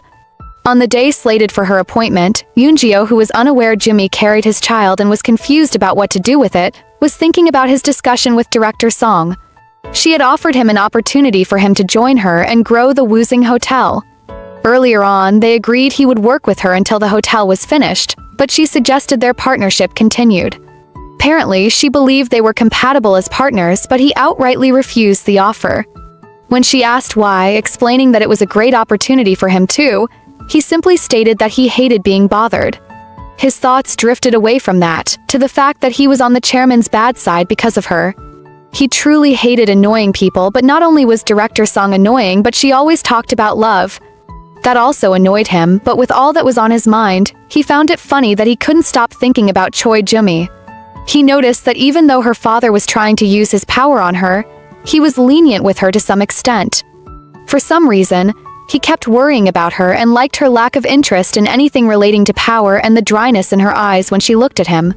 He remembered her clash with director Song at breakfast some days back and loved the fact that even though she was afraid, she didn't surrender to power. He had underrated her and viewed her as a mouse when in truth she was a cat. She had this underdog spirit and could bite an opponent when she got pushed. Merely thinking about her made him smile, a reaction he couldn't control. He knew the best thing to do was to cut her off, but her face kept appearing in his mind. To him, what he was experiencing was too much for a one-night stand. So much so that at the hotel some weeks back, He let her sleep in his bed. She was a stranger, so he didn't understand why he easily let her sleep right next to him. Maybe it was out of pity. He had seen her hold back so many times and helped her because he thought she was trying not to get caught. Nevertheless, he saw her strange behavior as annoying and embarrassing. He was still thinking about her when Gwangmi let him in on what she had been up to. Apparently, Yoonggyo had been keeping tabs on Jumi. That was why Gwangmi knew she went to see an obstetrician and a gynecologist and received a medical examination. He handed over the result to Yoonggyo, who was shocked to see she was 8 weeks pregnant with his baby. He didn't know her too well, but from the little time he spent with her, he could tell she didn't have the spine to have slept with another man after her night with him. It all made sense to him. That night that formed his baby was the reason why she kept quiet and suffered in silence. Yoonggyo was certain birth control pills didn't work and was seemingly happy they were about to have a child together. Initially, he had no interest in children or family, and to think that the first night he let loose would give him this was actually stunning. Although he knew the truth, he claimed she got pregnant by a random guy and her hands were tied even before her stomach began to swell. Meanwhile, he thought about the sight of her waddling around in front of him with such a big belly. It was funny to him and he assumed it would also be noisy. He looked so happy, merely thinking about it. That was why Gwangmi found it hard to deliver the second discovery he made. Eventually, he summoned up the courage to tell Yoonggyo that Jumi had an abortion appointment that morning. The thought of her wanting to take away his seed infuriated him. He didn't mind anyone erasing what happened that night, but attempting to end the life of his offspring was annoying on another level. He didn't find the news funny, and the memories of that night were fresh in his mind. Unplanned intimacy leading to an unplanned pregnancy. With all this information, he needed to ease himself, but when he pulled out his pack of cigarettes to smoke, she came to his mind. He wondered if smoking was bad for pregnant women, and Gwangmi affirmed it was, that and alcohol was something they were to avoid. Immediately, Yoonggyo wanted to know if intimacy was safe during pregnancy. It was a question that made him feel uncomfortable to respond to, but he did give Yoonggyo the green light he was expecting, but advised him to be careful. Well, it was all good for him as long as his baby didn't fall off. It was a long drive and finally they arrived at Jimmy's cafe, where Yoonggyo could see her looking happy from his car window. The only restrictions were avoiding alcohol and smoking and careful intimacy. Then he was ready to give life with Jimmy a chance. So let's all head back to the present when they are both in Yoonggyo's car. He brings up her lie that she was experiencing menstrual cramps and reminds her that what he hates the most is people who lie. She knew that when she lied to him, but did so because she was afraid of what would happen when he found out. He then asks why she said he didn't get her pregnant, but before she can give her an answer, he stops her. He wants her to stay calm so she doesn't hurt herself, but she feels he is making fun of her and asks him to stop. She is already feeling upset as it is. Still, that didn't stop Yoonggyo from claiming she feels this way because she didn't get pregnant for the man she wanted. Jimmy doesn't get him, so he explains that he is referring to Jonghyun, the man she mistook him for that night. She is shocked that he knows that guy, but he claims that if he is aware of the littlest details about her, something like this shouldn't surprise her. Since they are talking loudly, making Gwangmi and the other guy feel uncomfortable, Jimmy tries to quiet him down. She didn't like him saying stuff like this all the time, as it made her feel uncomfortable. He knows that, hence the cheeky smile on his face. That aside, she wants to know where they are going, but instead of answering that, he asks if she is going to keep living the way she is now until the child is born. To her, there is nothing wrong with her current way of life, but he sees something wrong with eating tangerines and drowning in loneliness. She isn't even bothered about how he knows she bought tangerines, but wants to know why he is asking about them. She feels it doesn't matter and only her tongue tastes the sourness, so he decides to change the topic. He wants to know if she is still keeping the baby, seeing as she sounds like she wants to keep it. Jumi, who doesn't want him involved in this, assures him she can handle herself and complains that he is kidnapping her right now. Since she sees it that way, he welcomes her to scream or complain that her baby daddy is kidnapping her and see who turns up. She's about complaining when she feels nauseous again, proving to Yoonggyo that she isn't even capable of handling her self-talk, less of her and the baby. Soon he notices her sneakers and recalls that pregnant women don't wear heels to protect the baby. He also recalls that they crave food even when they aren't hungry. With the sacrifices she is making, he doesn't mind making some of his own. First, it bothered him when he quit smoking for the time being, but now he feels a lot better. Even though he has the urge to light a stick from time to time, it's manageable. Speaking of sacrifices, he advises Jumi to behave herself and that nothing bad will happen to her. When she brings up the baby, he tells her not to worry and doesn't mind taking a paternity test. Deep down, he wants to observe her up close to see if his feelings for her come from his desire to take her in as a mistress as many would think, or from his desire to make her his own. In matters like this, although the methods are straightforward, the conclusions are usually difficult, but he is willing to see how this goes. Later that night, the pair end up at Yoongyo's home, where he tasked one of his lackeys to get Jumi something to it. The man ends up getting a lot, even for a pregnant lady. Turns out he asked for snacks and this is what he got. A bucket load of food that Jumi doesn't even know how she'll finish. The henchman just bids the pair goodnight and heads out. Looks like they even got a room, but our girl wants to be alone right now. However, he doesn't care. Instead, he instructs her to take a shower and change because he hates dust. It would have been easy if she just listened, but she is about arguing and asks him to wait while addressing him as director. Sure, it's his title, but he isn't cool with them using honorifics. This confuses Jumi because he is the same man who asked her not to call his name so casually. Still, she wants him to leave, and the best way to do that is to use the pregnancy to her advantage. To do this, she claims that in the first weeks of pregnancy, it's best to avoid stressors. In other words, he is a stressor and she needs him to leave, but he sees her request as a threat. Instead, she wants him to call it a favor, but he retorts that he didn't bring her here to watch her have a baby. This scares her, but he assures her she has nothing to be afraid of. After all, he is her baby daddy and they can't do anything with her trembling before him. To be sure they are on the same page, Jumi asks him what he is talking about, so he hints at how entertaining their night together was.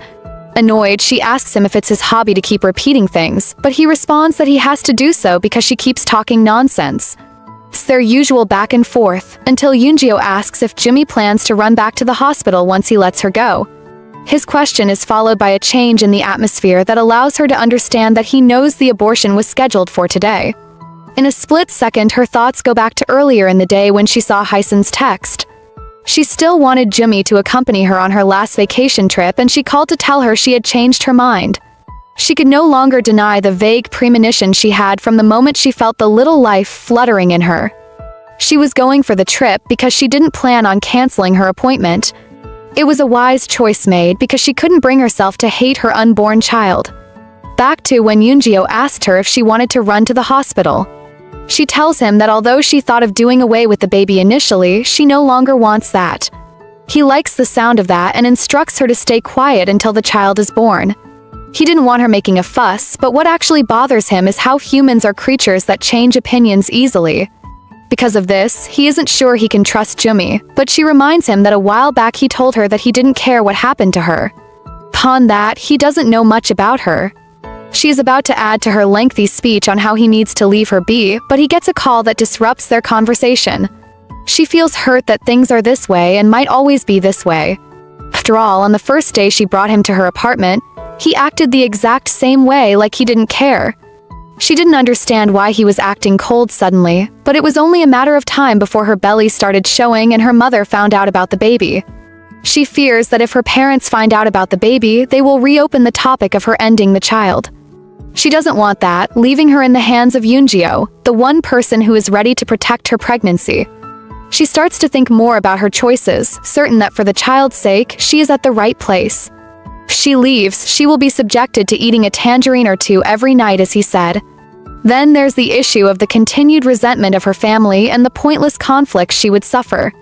She concludes that staying here is best for her, as it's a rational decision, a temporary retreat to prevent things from escalating. At the moment, all that matters to her is keeping the child safe and not her pride. This conclusion helps her go over to the table where the food items were placed and start eating. Seeing this makes Yoongyo happy, but he says nothing and heads for the door. Concerned, Jumi asks him where he is going, but he tells her not to wait for him since he won't be back that night. I'm sure she didn't like the thought of being alone, but she didn't stop him. The following night, she contacts Hysun to apologize for disappointing her. Hysun, even though she had forgiven her, didn't understand why she agreed to come and ended up not contacting her all day. Jumi claims something came up and promised to accompany her next time. There is no issue, as Hysun's boyfriend is going to replace Jumi on this trip, but she wants to know if everything is okay with Jumi. Since Jumi isn't ready to tell her about the baby now, she claims it's just work and her friend buys the excuse. Although she has let her down, she is glad that Hyson is the type of person who quickly picks up on things and that she told her she couldn't go in advance. With her issue with her best friend settled, her parents came to mind. They may know something is up, since she hasn't contacted them for some time. As she carves through her salad, she fears they might be worried sick about her but doesn't know what to do. For her folks, she knows they can't chase her down here, which is good. They will just have to accept the baby once it is born. Suddenly, Jumi starts having a headache again, which is frustrating, but she doesn't get to focus on it because she hears someone at the door. She rushes to see who it is and finds Yoongyo there, but he is in bad shape. Immediately, she starts throwing questions at him, wanting to know if he is okay or hurt, but he staggers past her, ordering her to be quiet since he is not dead. She would have obeyed, but then she sees blood and starts panicking again. She wants to know why he is bleeding, but before he can answer that, he collapses on her. Luckily for her, he doesn't pass out. He's just weak and he wants her to quiet down as his head hurts. Jumi gets even more lucky when Gwangmi and a doctor rush in to help Yoongyo. While the doctor does his job, Gwangmi promises her she doesn't have to worry. He wants her to leave, but for some reason she can't. At least until Yoongyo himself tells her to go wash up.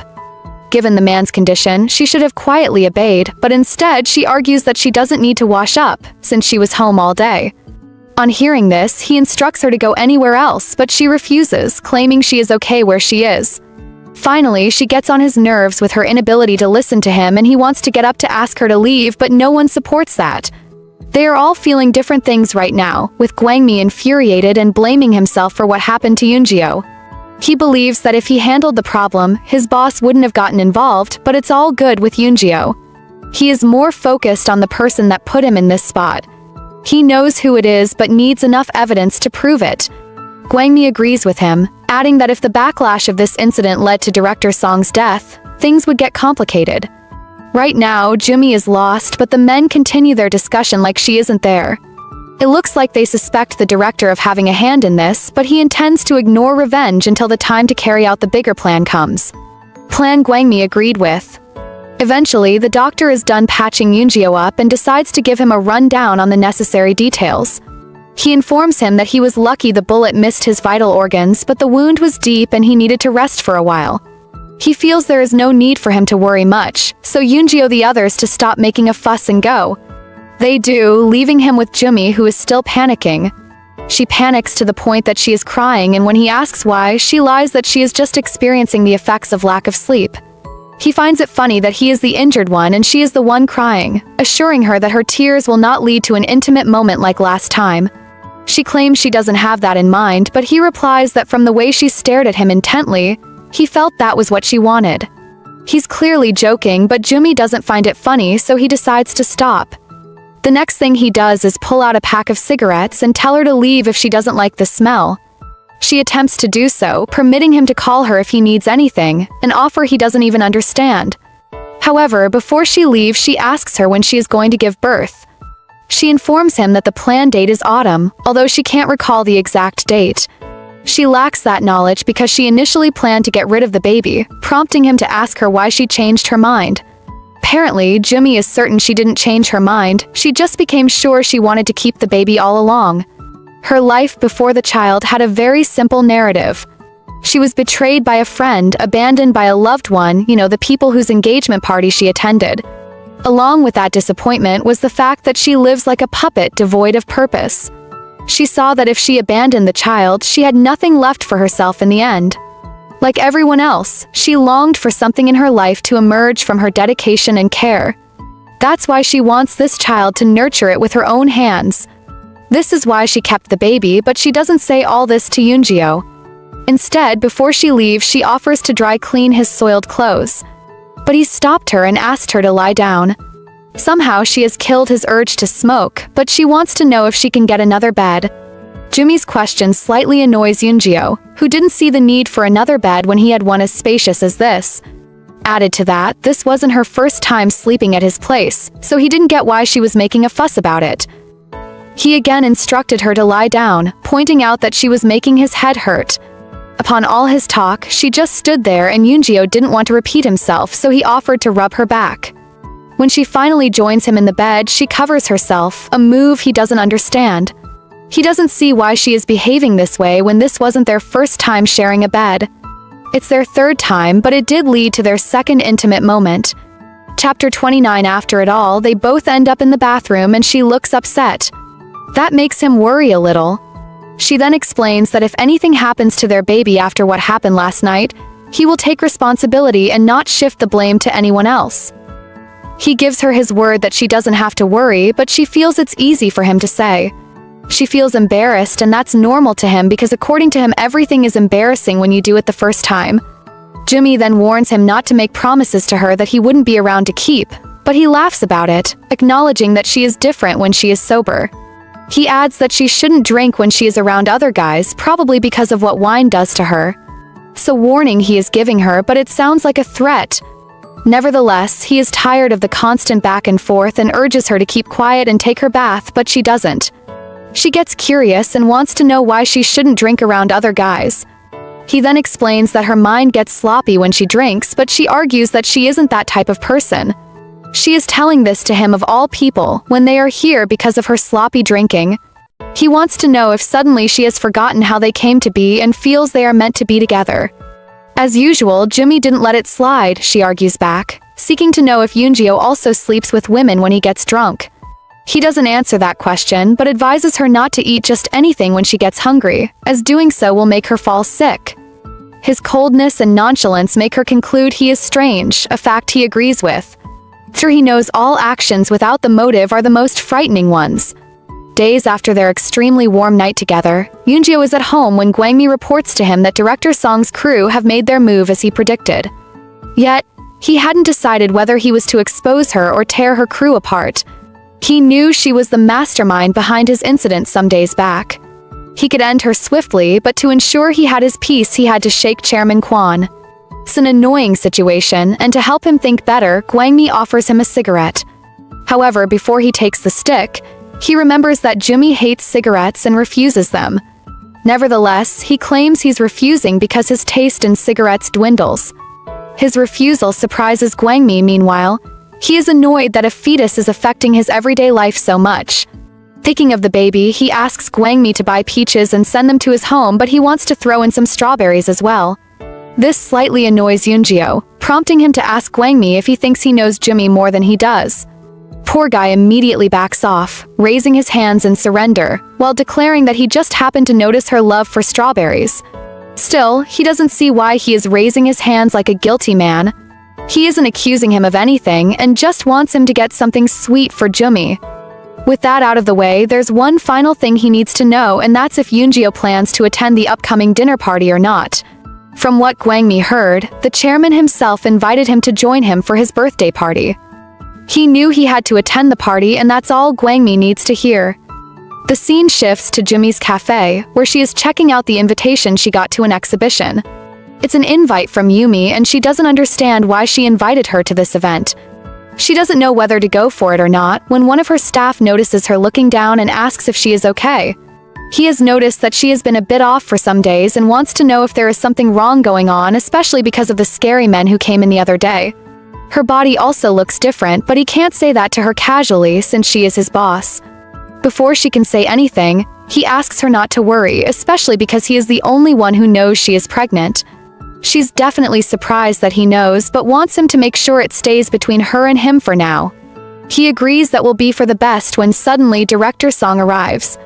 She looks so gloomy, emitting this dark aura when she walks in. Her presence makes Jumi feel uneasy, but she stays cool and takes the woman's order for an iced Americano. She doesn't know why this woman is here after their last meeting at the hotel, but is handling her order when she asks Jumi if she is pregnant like she heard. She doesn't see why upon her condition she isn't resting, but Jumi is more interested in knowing how she got to know about the baby. She claims she got to find out from neighborhood gossip, as gossip spreads very fast in her neighborhood. She tries to get under Jumi's skin more by claiming there are rumors about Yoongyo finding another woman while she remains naive, but she doesn't care. She nonchalantly replies with a "thank you for your concern." Till Director Song doesn't quit. She now wants to know if Jumi wants to give birth to the kid, putting up the same strange behavior she showed at the hotel. Again, she wonders what this woman's deal is, but she claims to worry about Jumi getting judged for having a child out of wedlock. Once more, Jumi claims to be appreciative of her concern, before pointing out that she saw this coming. Still, she feels it isn't that surprising for a woman to get pregnant.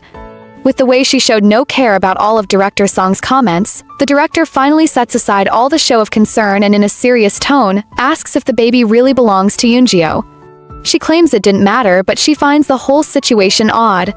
She knows Yoonggyo as a careful person and not a man who would spill his seed everywhere.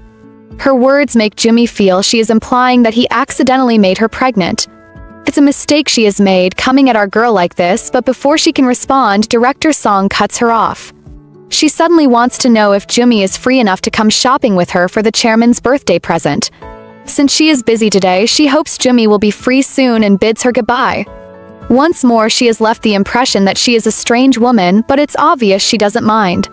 Hours go by, leading to the nighttime when Jumi is finally set to close for the day. During this time, she is finally free enough to check her phone and see that she has 8 missed calls from her mom. She suspects her mother might have heard something and wants to tell her about the baby face to face, but she doesn't know how to do this. The news like this is bound to turn the family upside down, so it's making her feel sick. Because she is feeling this way, she recalls that Yoonggyo instructed her to call him whenever she felt sick. That day, she asked him if he'd really come and he promised he would. She had come to view him as a man who said too much but didn't get why he always wanted her by his side. Maybe it's because of his desire to become a father, but whatever his reasons may be, she calls him. When he picks up and asks where she is, she tells him she is at the cafe. She's actually calling to let him know she will be home late, because she plans to head over to her parents. According to her, she needs to explain the situation to her mom even though it will be hard. She is still speaking with him when someone walks in without her noticing. Soon, she discovers it's her mom and she is obviously surprised to see her. Telling from the look on the old lady's face, it's obvious she knows about the baby. It's more obvious that she knows when she greets Jumi with a slap, leaving her stunned since she can't respond to him. He suspects something is wrong and asks his men to step on it and get him to Jumi's shop as quickly as possible. Knowing the gangster, he is genuinely troubled. Meanwhile, Jumi is where she is, getting scolded by her mother. The old lady is so angry that she strikes her daughter's cheeks various times, mad that she is pregnant and has spoiled her plan to pair her with the son of the hospital director. She reminds her that she said she didn't want a gangster son-in-law, as the gangster husband she has is enough problems for her. Nevertheless, when she is done giving her the old-fashioned mother scolding, she allows her to tell her plans for the baby. Clearly, Jumi has had enough, so she asks her mother why she is causing a fuss when she can't win against her father. She then reminds her mother of all the times she selected people for her and she met them, only for her to nag at her as soon as she does. Hearing this, she guesses Jumi is trying to say that hanging out with Yoonggyo is suddenly a good idea, but that's not what she's saying. She's saying that whether the guy before her is a doctor or a gangster, it's all the same to her, as long as it's not a man of her choosing. She knows no one is considering her opinion here, but the pregnancy was not rebellion, but a mistake that she claims she doesn't know what to do about. Her mother, on the other hand, believes she has the answer, dragging Jumi out by the hand and declaring she is going to do away with the child. Even when Jumi complains that doing something like that will not help her get married to the hospital director's son, her mother argues that it would, so Jumi should do it. Jumi still tries to tell her that this isn't right. She refuses to listen, forcing Jumi to struggle to break free. Eventually, she does break free, only to slip in the process and fall, colliding with a stool in the process. However, even after this, her mother's decision and mood remain unchanged. She casually walks over to Jumi, with disgust written all over her face and tone, and tells her she is such a disappointing daughter. To her, struggling means she is probably considering marriage. She knows that since Jumi decided to keep the baby, she has thought about the future of the child. She doesn't expect her to think of raising the child alone without getting married, but Jumi retorts that marriage is not her only purpose. She wants to say more when the pain kicks in, preventing her from doing so, but her mother is so focused on trying to make this about her, that she doesn't know her daughter is in pain. It's Jumi's life, but she's here asking how Jumi could do this to her, after seeing how much she suffered in her marriage. She does notice eventually and rushes to her when the shop's door swings open and Yoonggyo walks in. Her mother just stands there, watching him pick her daughter up before asking him who he is. A question she already knows the answer to, which is why he doesn't respond to her, silently walking past her like she isn't there. Jumi, on the other hand, feels a bit uncomfortable, wondering how he knew something was wrong with her but deciding not to ask him. Instead, when they get outside, she tells him she is in pain and he knows. That's probably why he is taking her to his car, waiting by the side of the road. When they get to the car, he places her on the chair carefully and adjusts her, advising her to put her hands away. She does so, but in the process ignores her pain and asks Yoonggyo why he is here. According to him, he heard that she wasn't in the best condition and came over because she was pregnant with his child. He then asks her why she isn't okay, yet she is wandering about everywhere, but she wants to know who he got his information from. Seeing that he won't respond, she explains that she is feeling this way because he overdid it the last time they got intimate. Yoonggyo disagrees, breaking down everything that happened so vividly that Jumi feels uncomfortable and advises him to use different words. That only motivates him to argue that it's her who needs to watch her choice of words. He warns her that she should be grateful to him because he has been putting up with her insolence all this time, scaring her with his words again. When she complains about it, he jokes about her being scared when he has not harmed her. That changes nothing, however, because she is actually afraid of how he says dark stuff with such sincerity. Car is on the move right now, yet no one is talking about their destination. Instead, Jumi thanks Yoonggyo for coming. She is about to say his arrival changed her fate, but he stops her, stating that she should blame her parents. The way he sees it, she is in this position because of them, so they should be the ones she resents for how things played out. But blame her father, especially for their meeting. He then follows up his advice by encouraging her not to let herself shrink down with guilt, like some kind of sinner. Throughout this time, he lets her lean on him, allowing her to get comfortable while he disappears into his thoughts. Unknown to her, he thinks about how it's foolish that instead of Jumi blaming her parents for making her go this far, she blames herself. For some reason, now he thinks he understands why she couldn't do away with the baby. It's because she wasn't ready for the guilt that followed. Say she did away with the baby. He suspects that she would have blamed herself for that too and ended up feeling guilty. Glancing over at her now, he knows that in this wicked world it hurts to be kind and not know how to blame others. Suddenly, Jumi stops leaning on Yoonggyo, pulling back to ask him to help her. She is asking because she knows he can do it even when others can't, but he asks for something in return. Stunned, she seeks to know if he needs a reward for protecting his child, so he decides to correct something. He can tell she believes having a child is a big deal to him. It's not a goal to him, but something she wants. From his explanation, she knows she has to think of something fast and leans in again, yet she can't come up with anything. Why? Because according to her, there is nothing she can offer him, since he already has everything already. He replies that although he doesn't care about the baby, he cares about her and he still has it in him to watch over her for a while longer. Maybe a year, as that's the amount of time he suggests she stay by his side. Jumi understands this as well she has to do to get him to protect the unborn child. He agrees that it is, viewing it as an enticing offer. Just like that, they agree to stay together for a year, but for this to work, Yoonggyo needs her to be careful with her words. What he hates the most is lying, meaning she'll have to be truthful to survive around him. I hope she'll listen for her sake.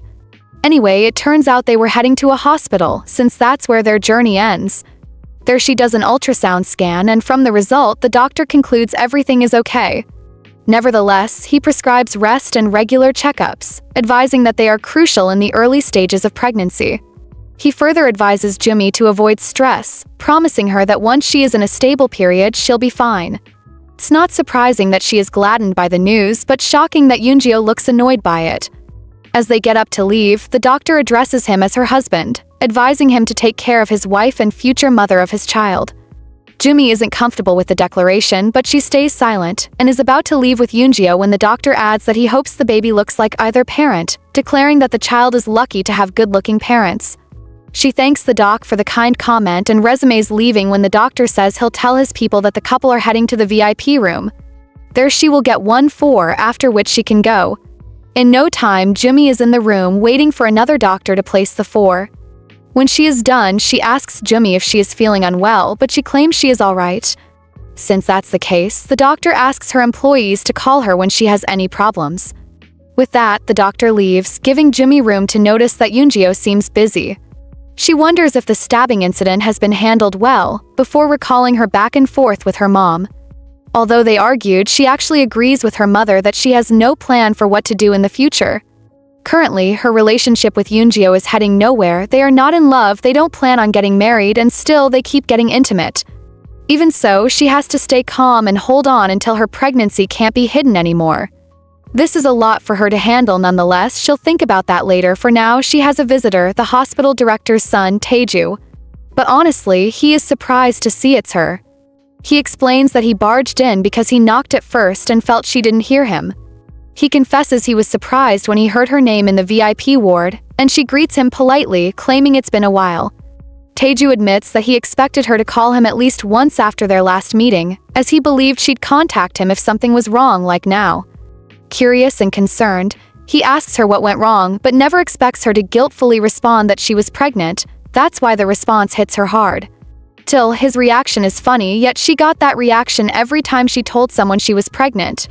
Taeju, to show that he isn't judging her, apologizes for making her feel uncomfortable and is about explaining his reaction when she cuts him off. The way she sees it, being surprised to see the woman you met long ago, hospitalized at the hospital you work at, was very normal. What's odd, however, is that Taeju went to the cafe a few days ago. He left after hearing she wasn't there, but planned to go to the cafe tomorrow or so, at least before he discovered she was pregnant. Jumi is probably touched by his words, but she claims it's sad she can't drink with him. Unsurprisingly, he refuses to give up, offering to come to the shop as a customer, wanting to know if that'll be alright. According to Jumi, it is, because there isn't a single business owner that doesn't love receiving new clients. Well, that's all he has to say until he recalls one more thing, sadly. He can't say it before Yoonggyo arrives. Even though they are in a very formal position, he looks at Taeju suspiciously.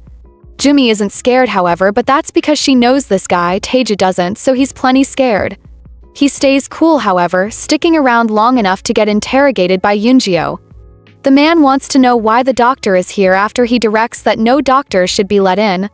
But he replies that he isn't here as a doctor but as a close friend of Jumi. He even introduces himself to Yoonggyo, who doesn't do the same, staring at the man like he is prey until he looks at Jumi. He then complains that this guy is not like Jumi said he was, and she saves him by suggesting he return to his patients. He immediately does so, leaving the room for the gangster and his lady Jumi. Once alone, Yoonggyo sits on the bed and addresses what he sees as her nasty lying habit, but she claims that some things are just out of her control. They are talking about the time when she lied to him in front of her father concerning Taeju. You know, that time they walked in on her date with the hospital director's son. She blames the fact that she lied about her fear of her father, which annoys Yoonggyo. He can't believe she is scared of the old man and not him, threatening to devour her, but she warns him to refrain from talking like that while she's pregnant. She even clutches her stomach, like she is covering the unborn child's ears, but he finds what she is doing ridiculous. He believes the youngling is too little to understand anything. Nevertheless, she argues that it can be via fetal development. Because of that, she is certain it knows everything, an argument he finds funny. Suddenly, Yoonggyo gets serious again, handing over the ultrasound image to Jumi and asking her to take it. She is happy that he remembered it when she forgot and wants to know when he took the scan from the office. He doesn't respond, probably so he can keep looking tough, but she can see under his act little traces of him having a considerate side show. Well, that's something she'll come to later. For now, she wants to talk about how director Song stopped by the cafe. She felt it was news today, Yoonggyo, but he already knew. However, he didn't know she asked Jumi to go shopping with her until she told him. Anyhow, he assures her there is no need for her to worry, helping her feel even more at ease. Jumi can't help but be touched by how kind Yoonggyo is to her. To show how grateful she is, she sincerely thanks him for everything. Until he came around, she lived her life following her parents' expectations. Now things are different for her. She has a child to protect and also what she sees as a reason to live. The way she sees it, Yoonggyo is not as bad as she thought, and her confession urges him to want to understand why she feels that way. Firstly, she points out that he isn't violent, but that sparks his curiosity, prompting him to ask for the person who did. He knows it's not her father, since he is certain he isn't that type of man, but from the sad look on her face in the display earlier, it's probably her mother. With the way she was brought up, Jumi grew up believing the world was governed by the principle of might is right. She explains that when it comes to controlling others, there is nothing as effective as brute force. It's the story of her life, and he agrees with her point of view. However, although the world is the way it is, he shows her that she can trust he won't harm her. He died this by reaching for her neck, telling her that he could stop her breath by now if he wanted to, but he wouldn't. That's enough to show he won't be violent with her, and she thanks him for the assurance. For now, the pair are being extra chatty. They've been moving from topic to topic all evening, entering into another one now, as Yoongyo is curious to know if Jumi is still interested in the hospital director's son. Before she can give her answer, he questions Taeju's professionalism, accusing him of being a doctor who leaves his patients to go chase after women. And of all women, a woman who is pregnant with someone else's child. Is this man jealous? Well, Jumi refuses to let this escalate, defending Taeju by claiming he just came to say hello. In all, he feels he should have chased him away. Honestly, it's been an interesting evening for them too, so interesting that it gets to Yoongyo and he wants to get intimate. Jumi initially isn't in support of this, probably because that's the same mistake that landed her here in the first place. Her excuses, however, are not enough and they get intimate. Some days later, Jumi is at home, scrolling through her phone when she remembers that her college crush, Kim Jung-yeon's exhibition is just around the corner. She knows that if she attends it, Hysun make a fuss again. Regardless, there is something she has to tell him, so she'll have to make a quick stop eventually. Upon leaving the room, she notices that there are guards outside. One asks her if something happened and also wants to know where she is going. Jumi, on the other hand, wonders what they are doing here, guarding her door. Still, she tells them that she is going to S-Friend's exhibit and they offer to take her there. However, she politely refuses, assuring them that there's no need for that, but they insist. It was Yoongyo's orders, so they asked her to follow silently. She does, but deep down she is annoyed that he is taking the protection this far. Despite all the times that she told her father to protect her, he never went this far, making her feel he was scared she might get attacked again. They head to the venue eventually, but the guards wait outside, allowing her to go in on her own. When she enters, he is the first person she sees, covered by a crowd of visitors. Instantly, she recounts a time when she met him, filled with anticipation of the wonderful paintings he would create. It was long ago when even he had feelings for her and at a point slipped her a note, asking if she wanted to go on a formal date after their exam. It was a time when hiding her feelings for him was even harder than studying. Soon enough, her secret was discovered by Ju Yumi, her so-called friend who backstabbed her and took Yoonghyun later on. Back then she considered her a friend, so she didn't see anything wrong with confiding in her. She didn't even notice the underlying jealousy when Yumi asked her if she was going to accept the guy and replied that she was unsure she would get asked out. Her response only increased the jealousy. Still, Yumi maintained a fake smile and suggested Jumi come to her to ask for more boy-related advice. Through all, Jumi knew nothing about boys. However, she was about to learn about the cruelty of the world, as it happened that on the day she was to meet with Yoonghyun, strange rumors started circulating around the school. Someone had spread a rumor that she was hooking up with one of their lecturers, Professor Nam Chulman. After that day, more rumors spread, damaging her reputation and her relationship with Yoonghyun, who decided to cut ties with her. His desire to pathways showed her that he also doubted her and she didn't want to blame him for it. They weren't even dating and they hadn't hung out a lot to talk about trust, but she had bigger things to worry about at the time. Bigger things, as in how fast the rumors were spreading. They got to a point where the school board had to come in, but the only evidence they had was one photograph. Added to that, both parties denied the allegations. In the end, the lack of further evidence led to the matter dying out quietly. With all the allegations dropped, Yoonghyun came back. He contacted Jumi and tried to meet up a few times, but she kept declining. She did so because she was afraid of causing trouble for him, and as a result, she gradually drifted away from him. But she couldn't run for too long. It happened that one day, after everything had died down, one of her seniors asked her about the rumors. He informed her that they all started cursing him because of her. The boys weren't cool with the thought of the old man trying to get a beautiful girl like her and felt he should know his place. The guy looked like he genuinely cared about her welfare, until he changed gears and got too explicit for Jumi and Hysun's liking. When Hysun was tired of hearing him spew rubbish, she complained that what he was doing was harassment. The senior, on the other hand, saw what he was doing as him complimenting her, which wasn't a crime. To him it wasn't, but to Yoonghyun, who was close by, it was. He was really offended by the remarks and warned the guy to stop mocking Jumi. The senior, not moved in any way by Jung Yoon's presence, clowns about it, pointing out how his being there is a coincidence and bringing up his one-time crush on Jumi. The chatterbox doesn't stop there. He keeps talking about Jumi's body, a mistake that earned him a vicious punch from an angry Yoonghyun. Of all the things Jumi was trying to avoid, she probably never considered this scenario. She watched in disbelief as her ex-crush clobbered the senior, while the guy getting clobbered sought to know why Yoonghyun was this pissed off. Eventually, Jumi had to step in to try and save the situation by begging him to stop, but he was so blinded by rage that he kept going. When it got too much, the guy getting beat up decided to save himself by stabbing his attacker with a broken bottle. By then a crowd had gathered, everyone with their various comments, but the most important was the suggestion that someone should dial the emergency number. During that moment of confusion, the senior got to breathe some air. Meanwhile, Yoonghyun held on to his wound. Jumi, the indirect cause of it all, out of concern, rushed to him, but before she could get to him, Ju Yumi was by his side. She told him that she had dialed the emergency number and gave him words of encouragement.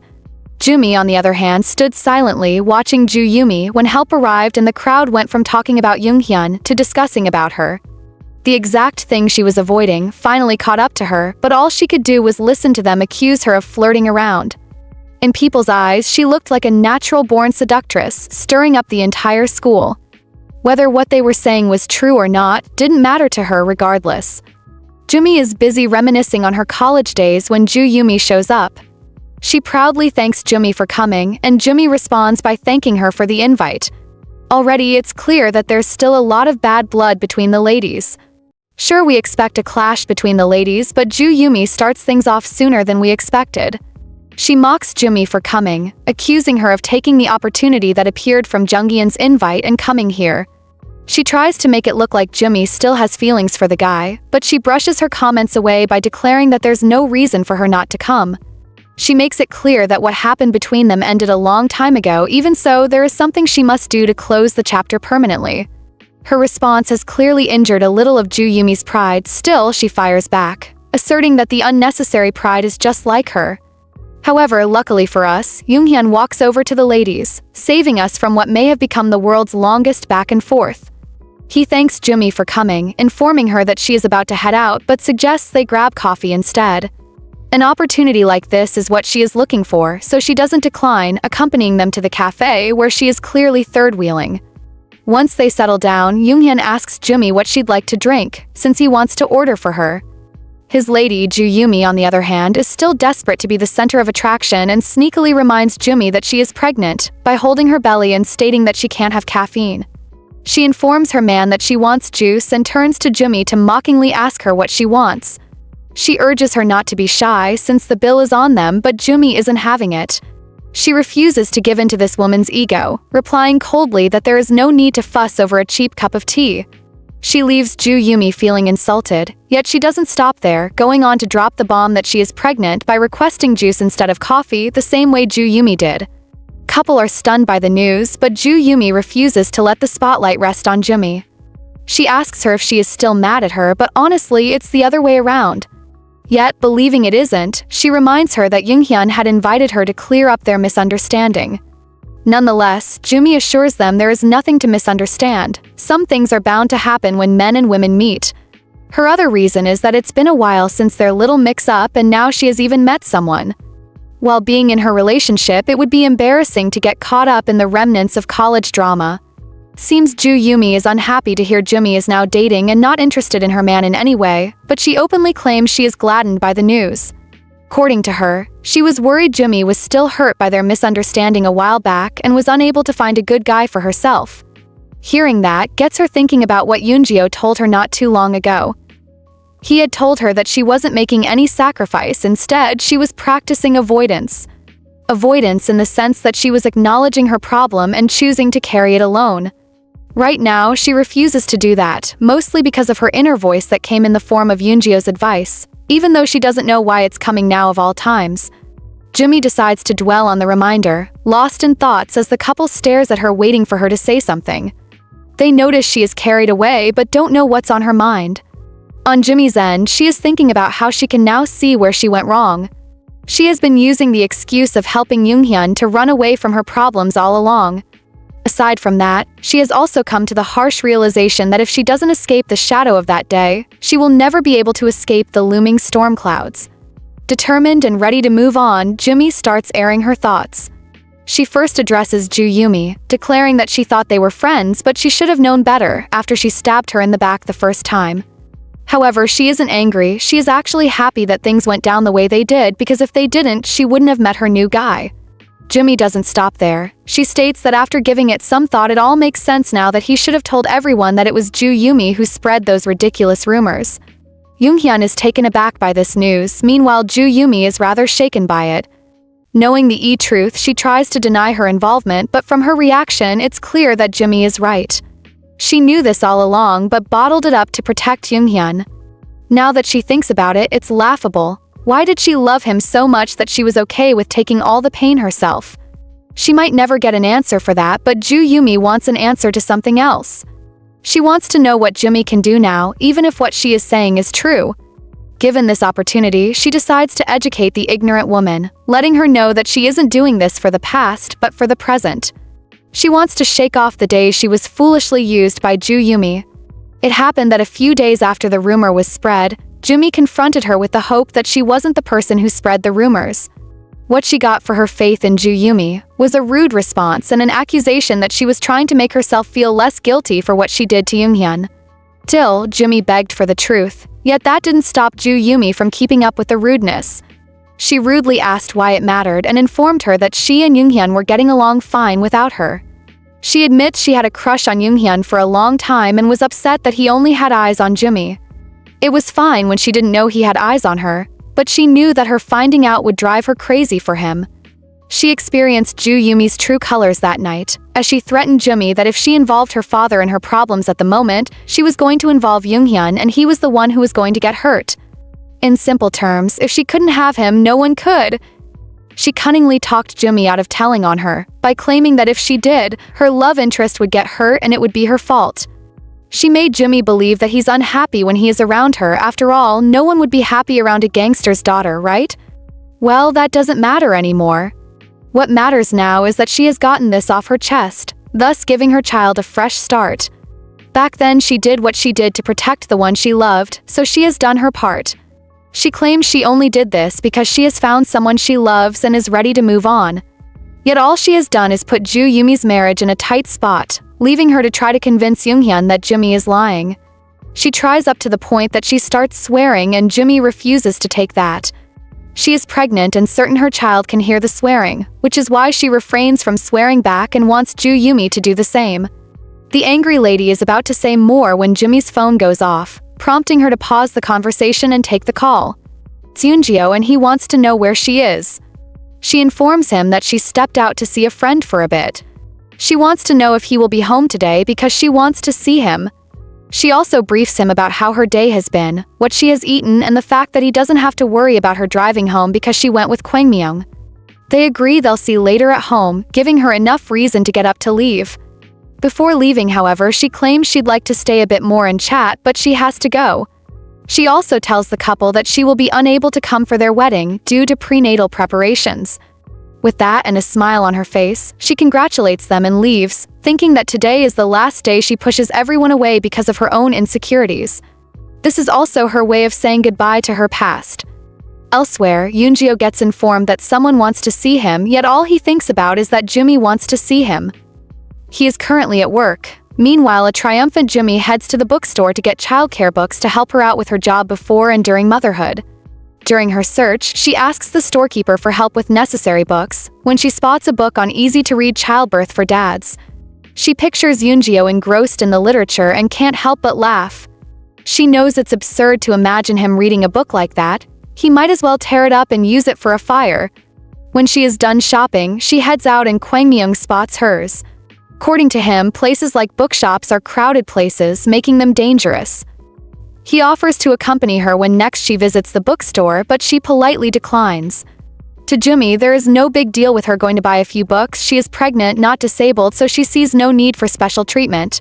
Kwangmyeong ends the debate by stating that she is his sister-in-law and it is his duty to protect her. He doesn't want her thinking too much about it. Well, she isn't surprised by his view. He is Yoongyo's subordinate, so saying stuff like this is commonplace for him. She believes that if this keeps going on, Yoongyo himself will carry her around when her belly gets rounder. Seeing her pause to think makes Kwangmyung suspect she wants to go somewhere else. If that's the case, he wants to know. His guess is correct, she actually wants to go grab iced tea. She invites him to join her, but his reaction is classic, letting her know how absurd her request is. Till, Jumi explains that she invited him because she doesn't like eating alone. In the end, she suggests they go home and they do. In another part of town, work specifically, Yoongyo is busy thinking about Jumi. He is surprised she misses him, recalling a night when he came home and saw her rummaging through the fridge. He wanted to know what she was up to and asked, announcing his presence in the process. First, Jumi was shocked by his arrival, dropping her fruit, which rolled until it got to his feet. She then put herself together and told him that in the middle of the night, she craved peaches. He picked it up and fed it to her. Initially, she munched it before calming down to ask him if he wanted some. That day, he saw her as an innocent bunny, but now he likens her to a sly fox who knows how to lie. However, he knows today she was to meet her senior, Yoonghyun, and it looks like that bothers him a little. Even so, he doesn't get time to think about it because he has a visitor, some noisy man named Kim Hyungjun. Since he barged into the office, Yoongyo's subordinates apologize for being able to stop the invasion. While they apologize, Hyungjun complains about Yoongyo's strictness and how he doesn't like receiving visitors. Annoyed, Yoongyo orders his men to get out before asking his visitor the reason for his visit. He claims he is here to see him, but Yoongyo demands to know if he thinks he is forgiving.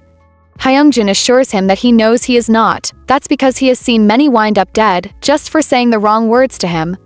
Since he already knows, Yoongyo warns him to get to the point and leave, as he is already scraping out the little patience he has left. He then asks him why he went to the hospital and he says he went there because he had some business to handle. He is surprised Yoongyo noticed him, but he also noticed Yoongyo was around and asked for his whereabouts. It was then Hyungjun was told that he was at the obstetrician with some woman. He followed the lead, only to discover later on that Yoongyo was getting intimate with the woman. Hyungjun applauds him for going around, running the business and making babies. He had heard that their boss, the chairman, set up everything, so he must be thrilled.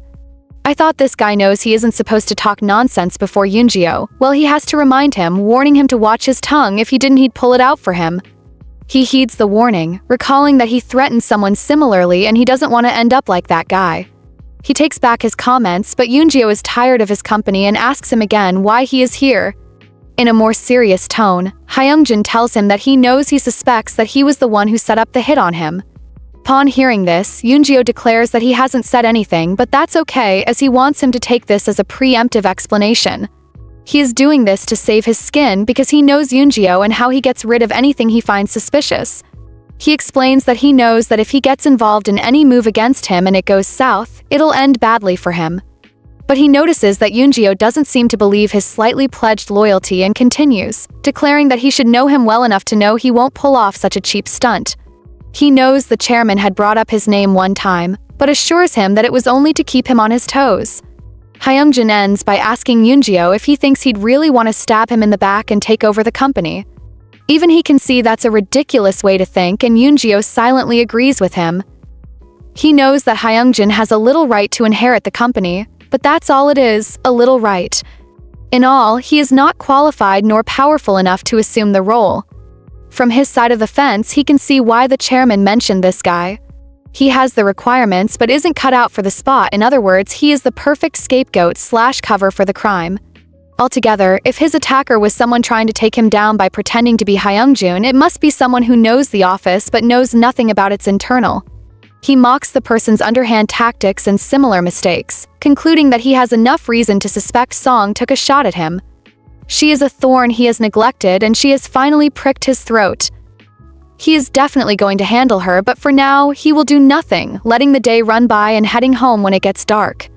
When he enters the house, he is welcomed by the plate of unfinished peaches that seems to disgust him. He finds it annoying that she is obsessed with fruits and eats nothing else. Even when he tries to make her eat anything else, she runs away, making it hard for him. He sees her as disobedient, but pauses when he spots her sleeping peacefully on the couch. As he observes her for a brief second, He concludes that her attitude won't change just because she has a baby in her womb. He probably feels this way because she asked him to be back early, like she urgently wanted to see him, only for him to find her fast asleep when he gets back. That's all Yoongyo needs to tag Jumi as someone who doesn't even need to prepare to lie before she lies. He also feels she tried to fool him by saying she wanted to see him, and that's when she wakes up, spotting him immediately. She then rubs her eyes to clear out the sleep and asks him when he arrives. He doesn't answer her question. Instead, he rudely asks what she is doing on the couch. She tries to tell him she was waiting for him since she hasn't seen him in a while. She guesses he has been busy lately. To that he agrees, adding that he has some matters to handle. Soon, Jumi recounts that she called him in the morning, realizing it must have taken him by surprise, only for him to coldly respond that it was nothing. The man looks like he wants to have a small chat with her, settling down by her to talk about the visit to the art gallery. Kwang Myung had told him everything. It was his job to report to Yoongyo, who completely misunderstood the visit. He demands to know why she is ruining her life over that guy when she can just let him go. She tries to tell him that he's getting it wrong, but he isn't having it, going on about how Yoongyo is engaged and accuses Jumi of going after him so it'll be tagged as an affair because he isn't married yet. The accusations get to Jumi and she repeats her plea that he is getting things wrong, admonishing him not to speak so carelessly. All that happened was her showing respect to someone she once cared about. Yoongyo refuses to listen, making it sound like Jumi had ulterior motives for her so-called visit to pay respect. He goes as far as accusing her of wanting to get intimate with him in front of his fiancée. Jumi is visibly upset by that comment and tries to stop him, but he refuses to listen. Believing she's pretending to be innocent, he warns her to stop. According to him, she is the only one suffering when she pretends. However, he wants to know if she feels better denying the truth, not knowing that he is in the wrong here. He doesn't know she went to the exhibition to make peace with her past to help her move on. Anyway, she is tired of taking Yoongyo's insults, questioning who he is and tagging him as the cruel one here. In response to her loud reaction, he calmly declares that she is wrong. He is not cruel but a generous man who is fulfilling her father's wishes.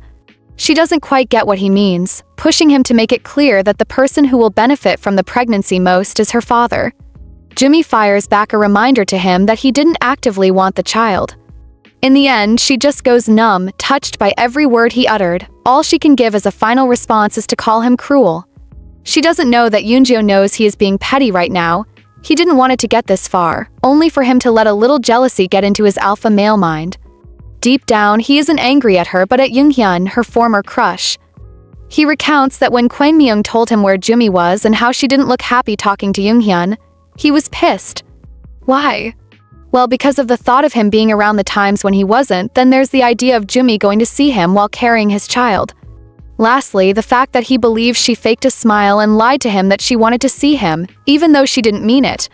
All those thoughts overwhelmed his mind. Sitting there, he wonders if he has become so foolish about a woman like Chairman Kwon. With the question left unanswered, he pulls off his coat, stating that he is being considerate of her family situation. He felt she was to show more appreciation to him, but she wants to talk about his new mood, seeking to know why he is hurting her. He doesn't listen to her, stating that he is done talking and demanding that they get intimate. During their moments of intimacy, Yoongyo could see there is actually something wrong with him. Through everything, Jumi quizzes Yoongyo on why he is acting this way all of a sudden. If it's because of her dad, she is okay with him leaving her. After all, she asked him to protect the child and not take responsibility for it. Yoongyo retorts that she is one to talk, accusing her of going around with Yoonghyun when she is carrying his seed. His comment makes her fret, and seeing her fret at the sound of his voice makes him feel uncomfortable. He wants to know why she keeps acting this way from time to time, wanting to know why she is scared all the time when no one has threatened her. Jumi, to make things easier for them, gives Yoongyo a simple solution. She suggests that he ignores an idea he knows will benefit him, yet for some reason he can't. She is affecting him, making him act like a fool, and he doesn't know why he does so. He wants her to explain his own behavior to her, however, she might not be able to do that.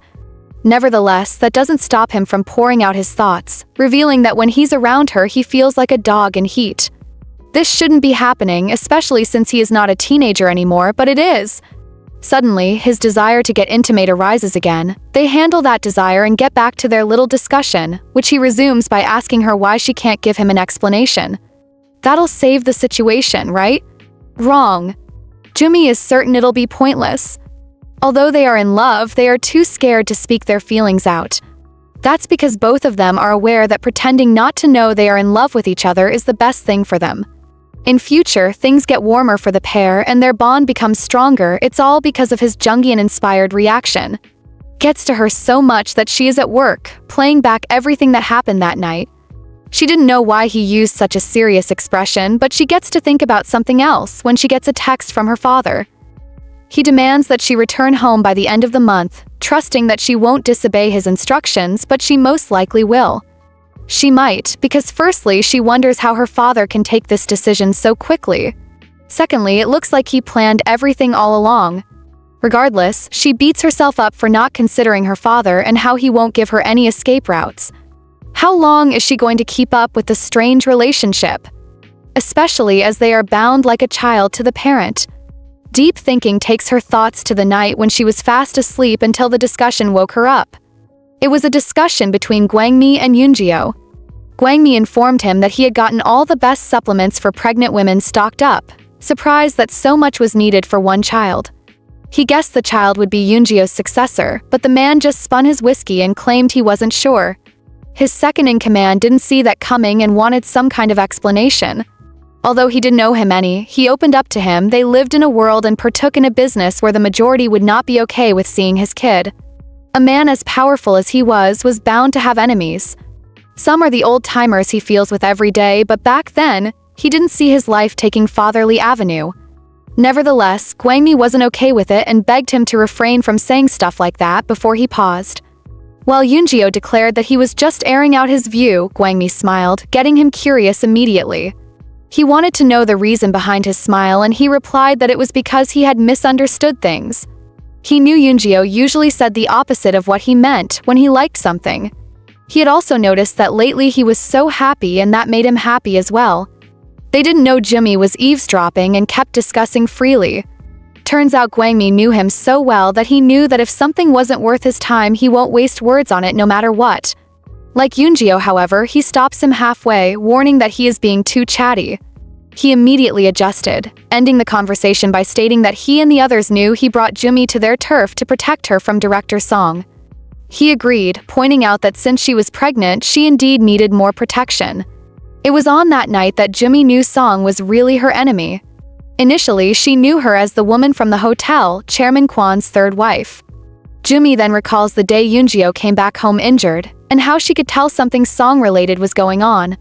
In the end, Gwangmi's guess that Yoongyo brought Jumi close to protect her resonates in her mind.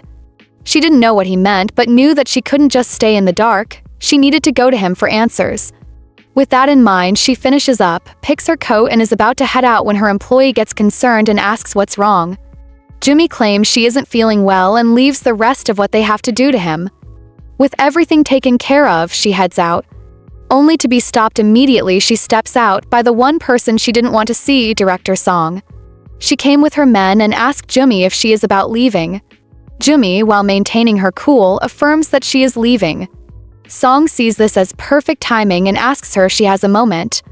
Poor Jumi is all alone and scared, but luckily for her, Song takes her to a mall.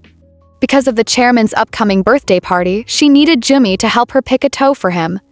She claims she is doing this to access Jumi's taste, but Jumi isn't too comfortable with it. She wants to know why she should be the one picking out the tie when the woman has a personal shopper. Song laughs at the statement, believing Jumi is running from socializing. Running away isn't an option she is pleased with, seeing as Jumi is about to become a member of their family, the Woosung family.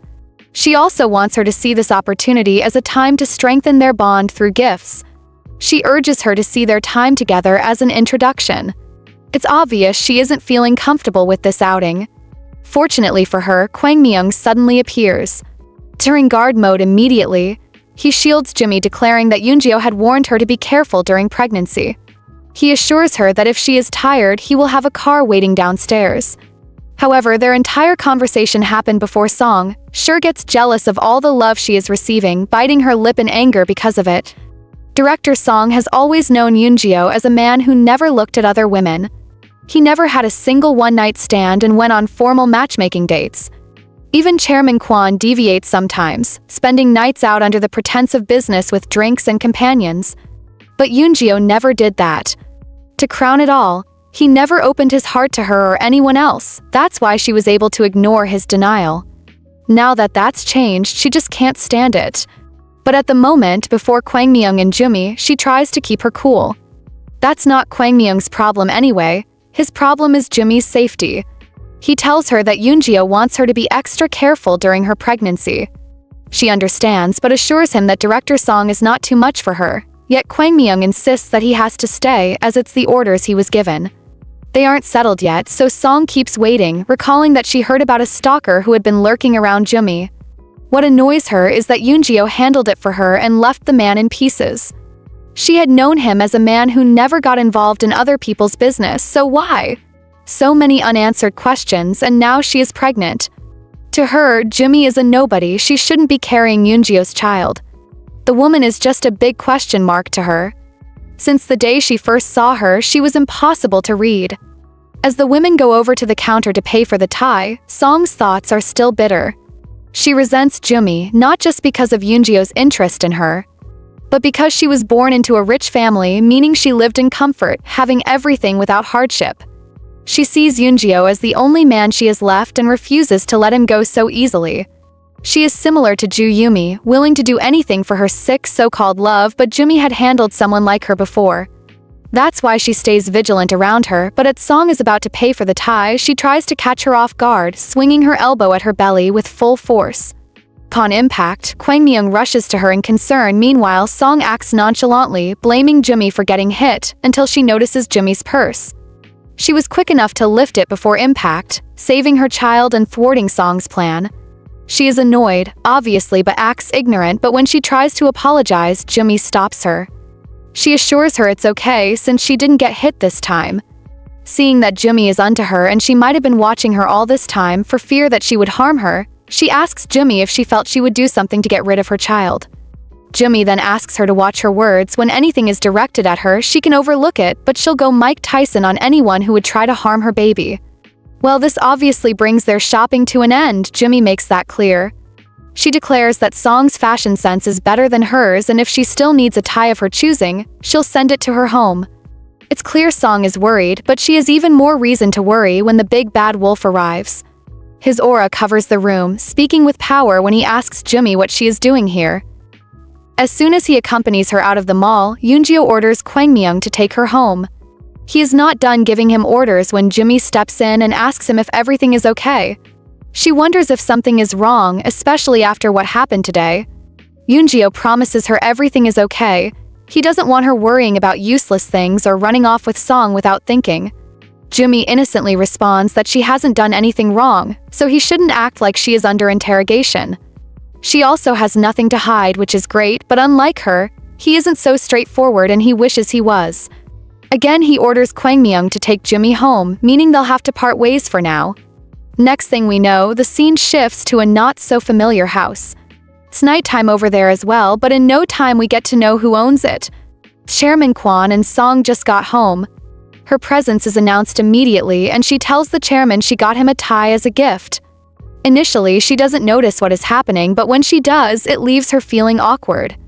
Looks like the chairman was handling business, and while he cleans up, he explains everything to her.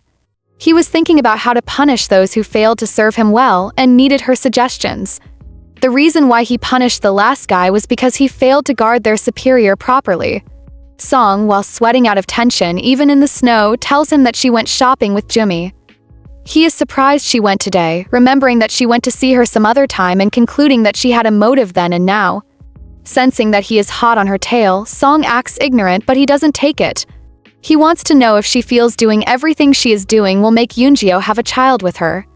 Chairman Kwon is disappointed because he wants to adopt Yoongyo and he would have been her son, but now it's weird because of the way she is drooling over him. Still, he blames himself for this. He took in a former prostitute and orphan and made her into a chairman's wife. Now that's enough reason for him to do as he wishes and demand that she have a child for him. That plan clearly doesn't sit well with Song, but he thinks otherwise. It's not strange for a married couple to have a child, right? So he wants to know why she looks like she has been struck by lightning. This is his version of punishment for her not being satisfied with her place now. To pay for her lack of satisfaction, he wants her to satisfy him. This is what happens when you don't listen, he says, going into his home and leaving her out in the cold to think. Sure, she was scary in the beginning, but now she is definitely going to hit another level. Cold cannot calm her rage at the thought that while Jumi carries Yoongyo's baby, the chairman wants her to carry his. The worst part is that she doesn't even love him, and while she cries in pain, she promises herself she will never carry the old man's child. The next night, after the collision with director Song, Jumi is at work when she gets a call from Yoongyo. He tells her that he wants to pick her up, so after work she should stay at the store and not go anywhere. As expected, she tries to talk him out of it, but he is stubborn, refusing to listen until she agrees. The events of yesterday keep playing in Jumi's head, but why? Song wants nothing good for her, but she is here worrying about Song. She worries to the point that In-ho, her employee, notices and offers to make her a cup of iced peach tea. She thanks him, but doesn't fail to express how bad she feels about draining the store's resources as the boss. In-ho, on the other hand, is certain there is nothing wrong with what she is doing, since she is the boss and has earned herself this privilege. After checking the time, Jumi notices that they don't have much time until closing and declares that they should all enjoy refreshing iced tea before getting back to work. Finally, it looks like she is going to have a normal evening. Well, that's until the sound of shattering glass is heard in the store. Jumi rushes to where the sound came from to see what's going on and meets In-ho and another employee. She asks if something is wrong, and the girl tells her that In-ho got hurt while trying to help her. She is panicking because he is bleeding a lot. In-ho innocently apologizes for getting hurt, blaming the injury on himself. He feels he should have been more careful with the cup, but Jumi isn't worried about the cup. She is worried about him, telling him to wait there for her while she rushes to go get some antiseptic. In-ho begs her not to worry about him. He assures her he'll get first aid when he goes home, but she refuses. According to her, she can't just send her injured employee home without taking responsibility. She promises she'll be back quickly, rushing as fast as she can to the pharmacy. When she gets there, the concerned old lady/pharmacy owner comments about Jumi's dressing. She complains that she is dressed lightly for winter and might catch a cold, but Jumi tells her she just stepped out of work nearby, so she'll be fine. She then goes straight to the point, requesting from antiseptic for a cut. Suddenly, while still requesting for things to add to the antiseptic, she notices a collection of drugs that looks familiar. The first time she saw them was at the house. That night she woke up and eavesdropped on Gwangmi and Yoongyo's conversation. It was the supplements and products Yoongyo ordered him to get. This makes her think that maybe he cares about their child more than she thought. The old lady, noticing Jumi had drifted off, calls her back by asking her if he is looking for anything specific. Apparently, she doesn't have anything in mind. She permits the woman to suggest something for her, something for scars and knife cuts. She looks uncomfortable asking, so the woman offers her ointment. Initially, she refuses because her mind isn't at rest, but she soon accepts the ointment. We can all blame Yoongyo for the temporary blackout on Yoongyo, and the fact that she has forgotten she needs to rush back to the cafe to tend to In-ho's hand. She is suddenly facing mixed feelings, confused at whether she is overstepping or not by getting ointment for In-ho. She thinks it doesn't matter to her if he uses the ointment or not. Still, if she doesn't give it to him, she can keep it. She has decided that she will do both, treat In-ho now and keep the ointment that's left, just in case. Now that that's decided, Jumi hurries back to the cafe. During her journey back, she notices she is being followed, but prays she is imagining things. Out of fear, she pauses to think, bringing to mind Yoongyo's strange request earlier to pick her up. She suspects he offered because the people connected to director Song were coming after her. Telling from the look on her face yesterday, Jumi could tell she resembled someone who wasn't going to back down easily. There was also her attempt to hit her, a pregnant woman, on her stomach without hesitation. That's a lot, honestly, but Jumi tells herself the woman isn't crazy enough to send someone after her at such a busy time. Whatever is happening, she concludes she is safest at her cafe, rushing back to it only to be stopped by a woman. At first, she is scared, but she becomes less scared when she discovers it's just an old woman looking for directions. She can't give her any directions, however, because she is trying to head back as quickly as possible. The fear she is experiencing now reminds her why she wanted to leave this gangster world behind. How can this be happening to her now that she has something to protect? That aside, the 5-minute path back to the cafe feels longer as she tries to get back. This delay leaves her wondering if her plan to protect this baby was all in vain. She is so deep in thought that she doesn't notice the man in front of her and bumps into him, accidentally dropping what she bought in the process. She apologizes to the person she bumped into before noticing he isn't moving. He's just standing there watching her. She immediately senses that he is in trouble, looks back for a second and then makes a run for it. The man stops her daring escape, however, and she cries for help, calling even Yoongyo to save her. Fortunately for her, the man is Kwangmyung. He gets her to calm down and I bet she is glad to see him. She wants to know how he got here, but he is on the phone with Yoongyo, informing him that he found her by the cafe. Just seconds after the call, he pulls up, looking like he is mad at her. Annoyed and concerned, he asks her what happened, but as she responds, he notices she is shivering. That compels him to take off his coat and place it on her. With the shivering fixed, he warns her that she shouldn't lie but take a moment and answer him carefully. He then asks her where she is coming from. She replies that she came from the pharmacy. He asks why, so she tells him about her employee who got hurt and how she went to get ointment for him. She isn't too okay with the question and answer, it's making her feel uncomfortable. She doesn't know if she has to explain everything, it's simple, In-ho got injured. Yoongyo recognizes the name he shouldn't, but somehow he does. Curious, he asks if she is talking about the guy that looks like a stray. She doesn't know what he means, yet Kwangmyung does. He knows that In-ho is a university student taking a leave of absence from S University's Political Science and Diplomacy department. His family isn't financially stable, so on weekdays he works at the cafe, tutoring students on weekends. Yoongyo can't believe an S University student would be working at a cafe for no reason. Kwangmyung suggests it's probably because the cafe pays relatively well. Jumi, on the other hand, isn't comfortable with this at all. She feels like she is being ganged up on, but that's not Yoongyo's problem. What's his problem is that she went to the pharmacy herself when that guy got hurt. She declares that she did it because she is the manager. She preaches that it will be unthinkable for an employee to get hurt and she sends the injured employee home. True, but even though Yoongyo might not agree with her, he asks her to calm down. When she calms down, takes her by the hand, bringing her to himself.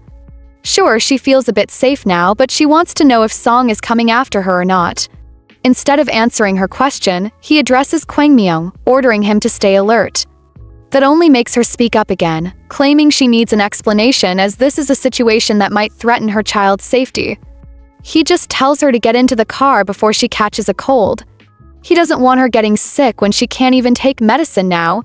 She listens to him, and then Kwangmyung comes over, handing her her coat and belongings, promising to handle the situation in the cafe.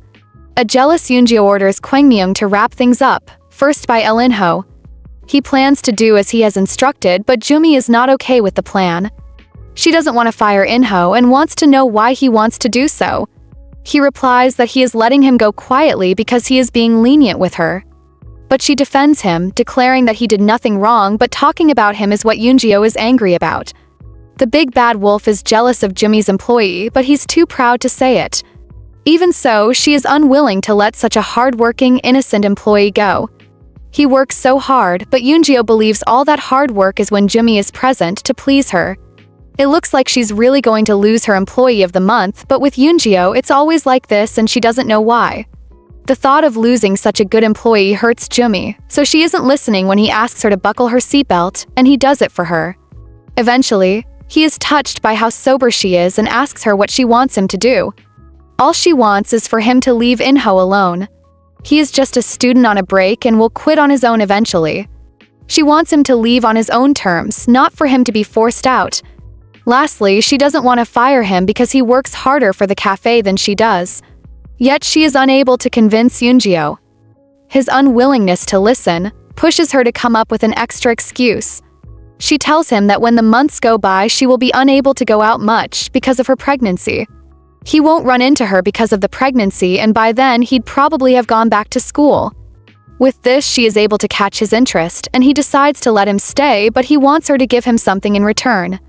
She asks if everything has to come with conditions with him, but he tells her that expecting an unconditional answer from her will be her asking too much. That makes her see him as a terrible person. He agrees with her, stating that he never pretended to be a good person in the first place. She is annoyed by his harsh mouth but offers to kiss him for Inho to be spared. Realizing how weird she sounded, she tries to take it back, but Yoonggyo is already laughing hard. Feeling embarrassed, she begs him to pretend she didn't say that, but he doesn't listen, calling her suggestion a cute one. He permits her to give it a try, declaring that his response will be based on how well she does, encouraging her to give it a go, and she gives him what he asks for. Enjoying this recap so far? Comment part 6 below. And also, don't forget to like, comment, and subscribe. Ciao!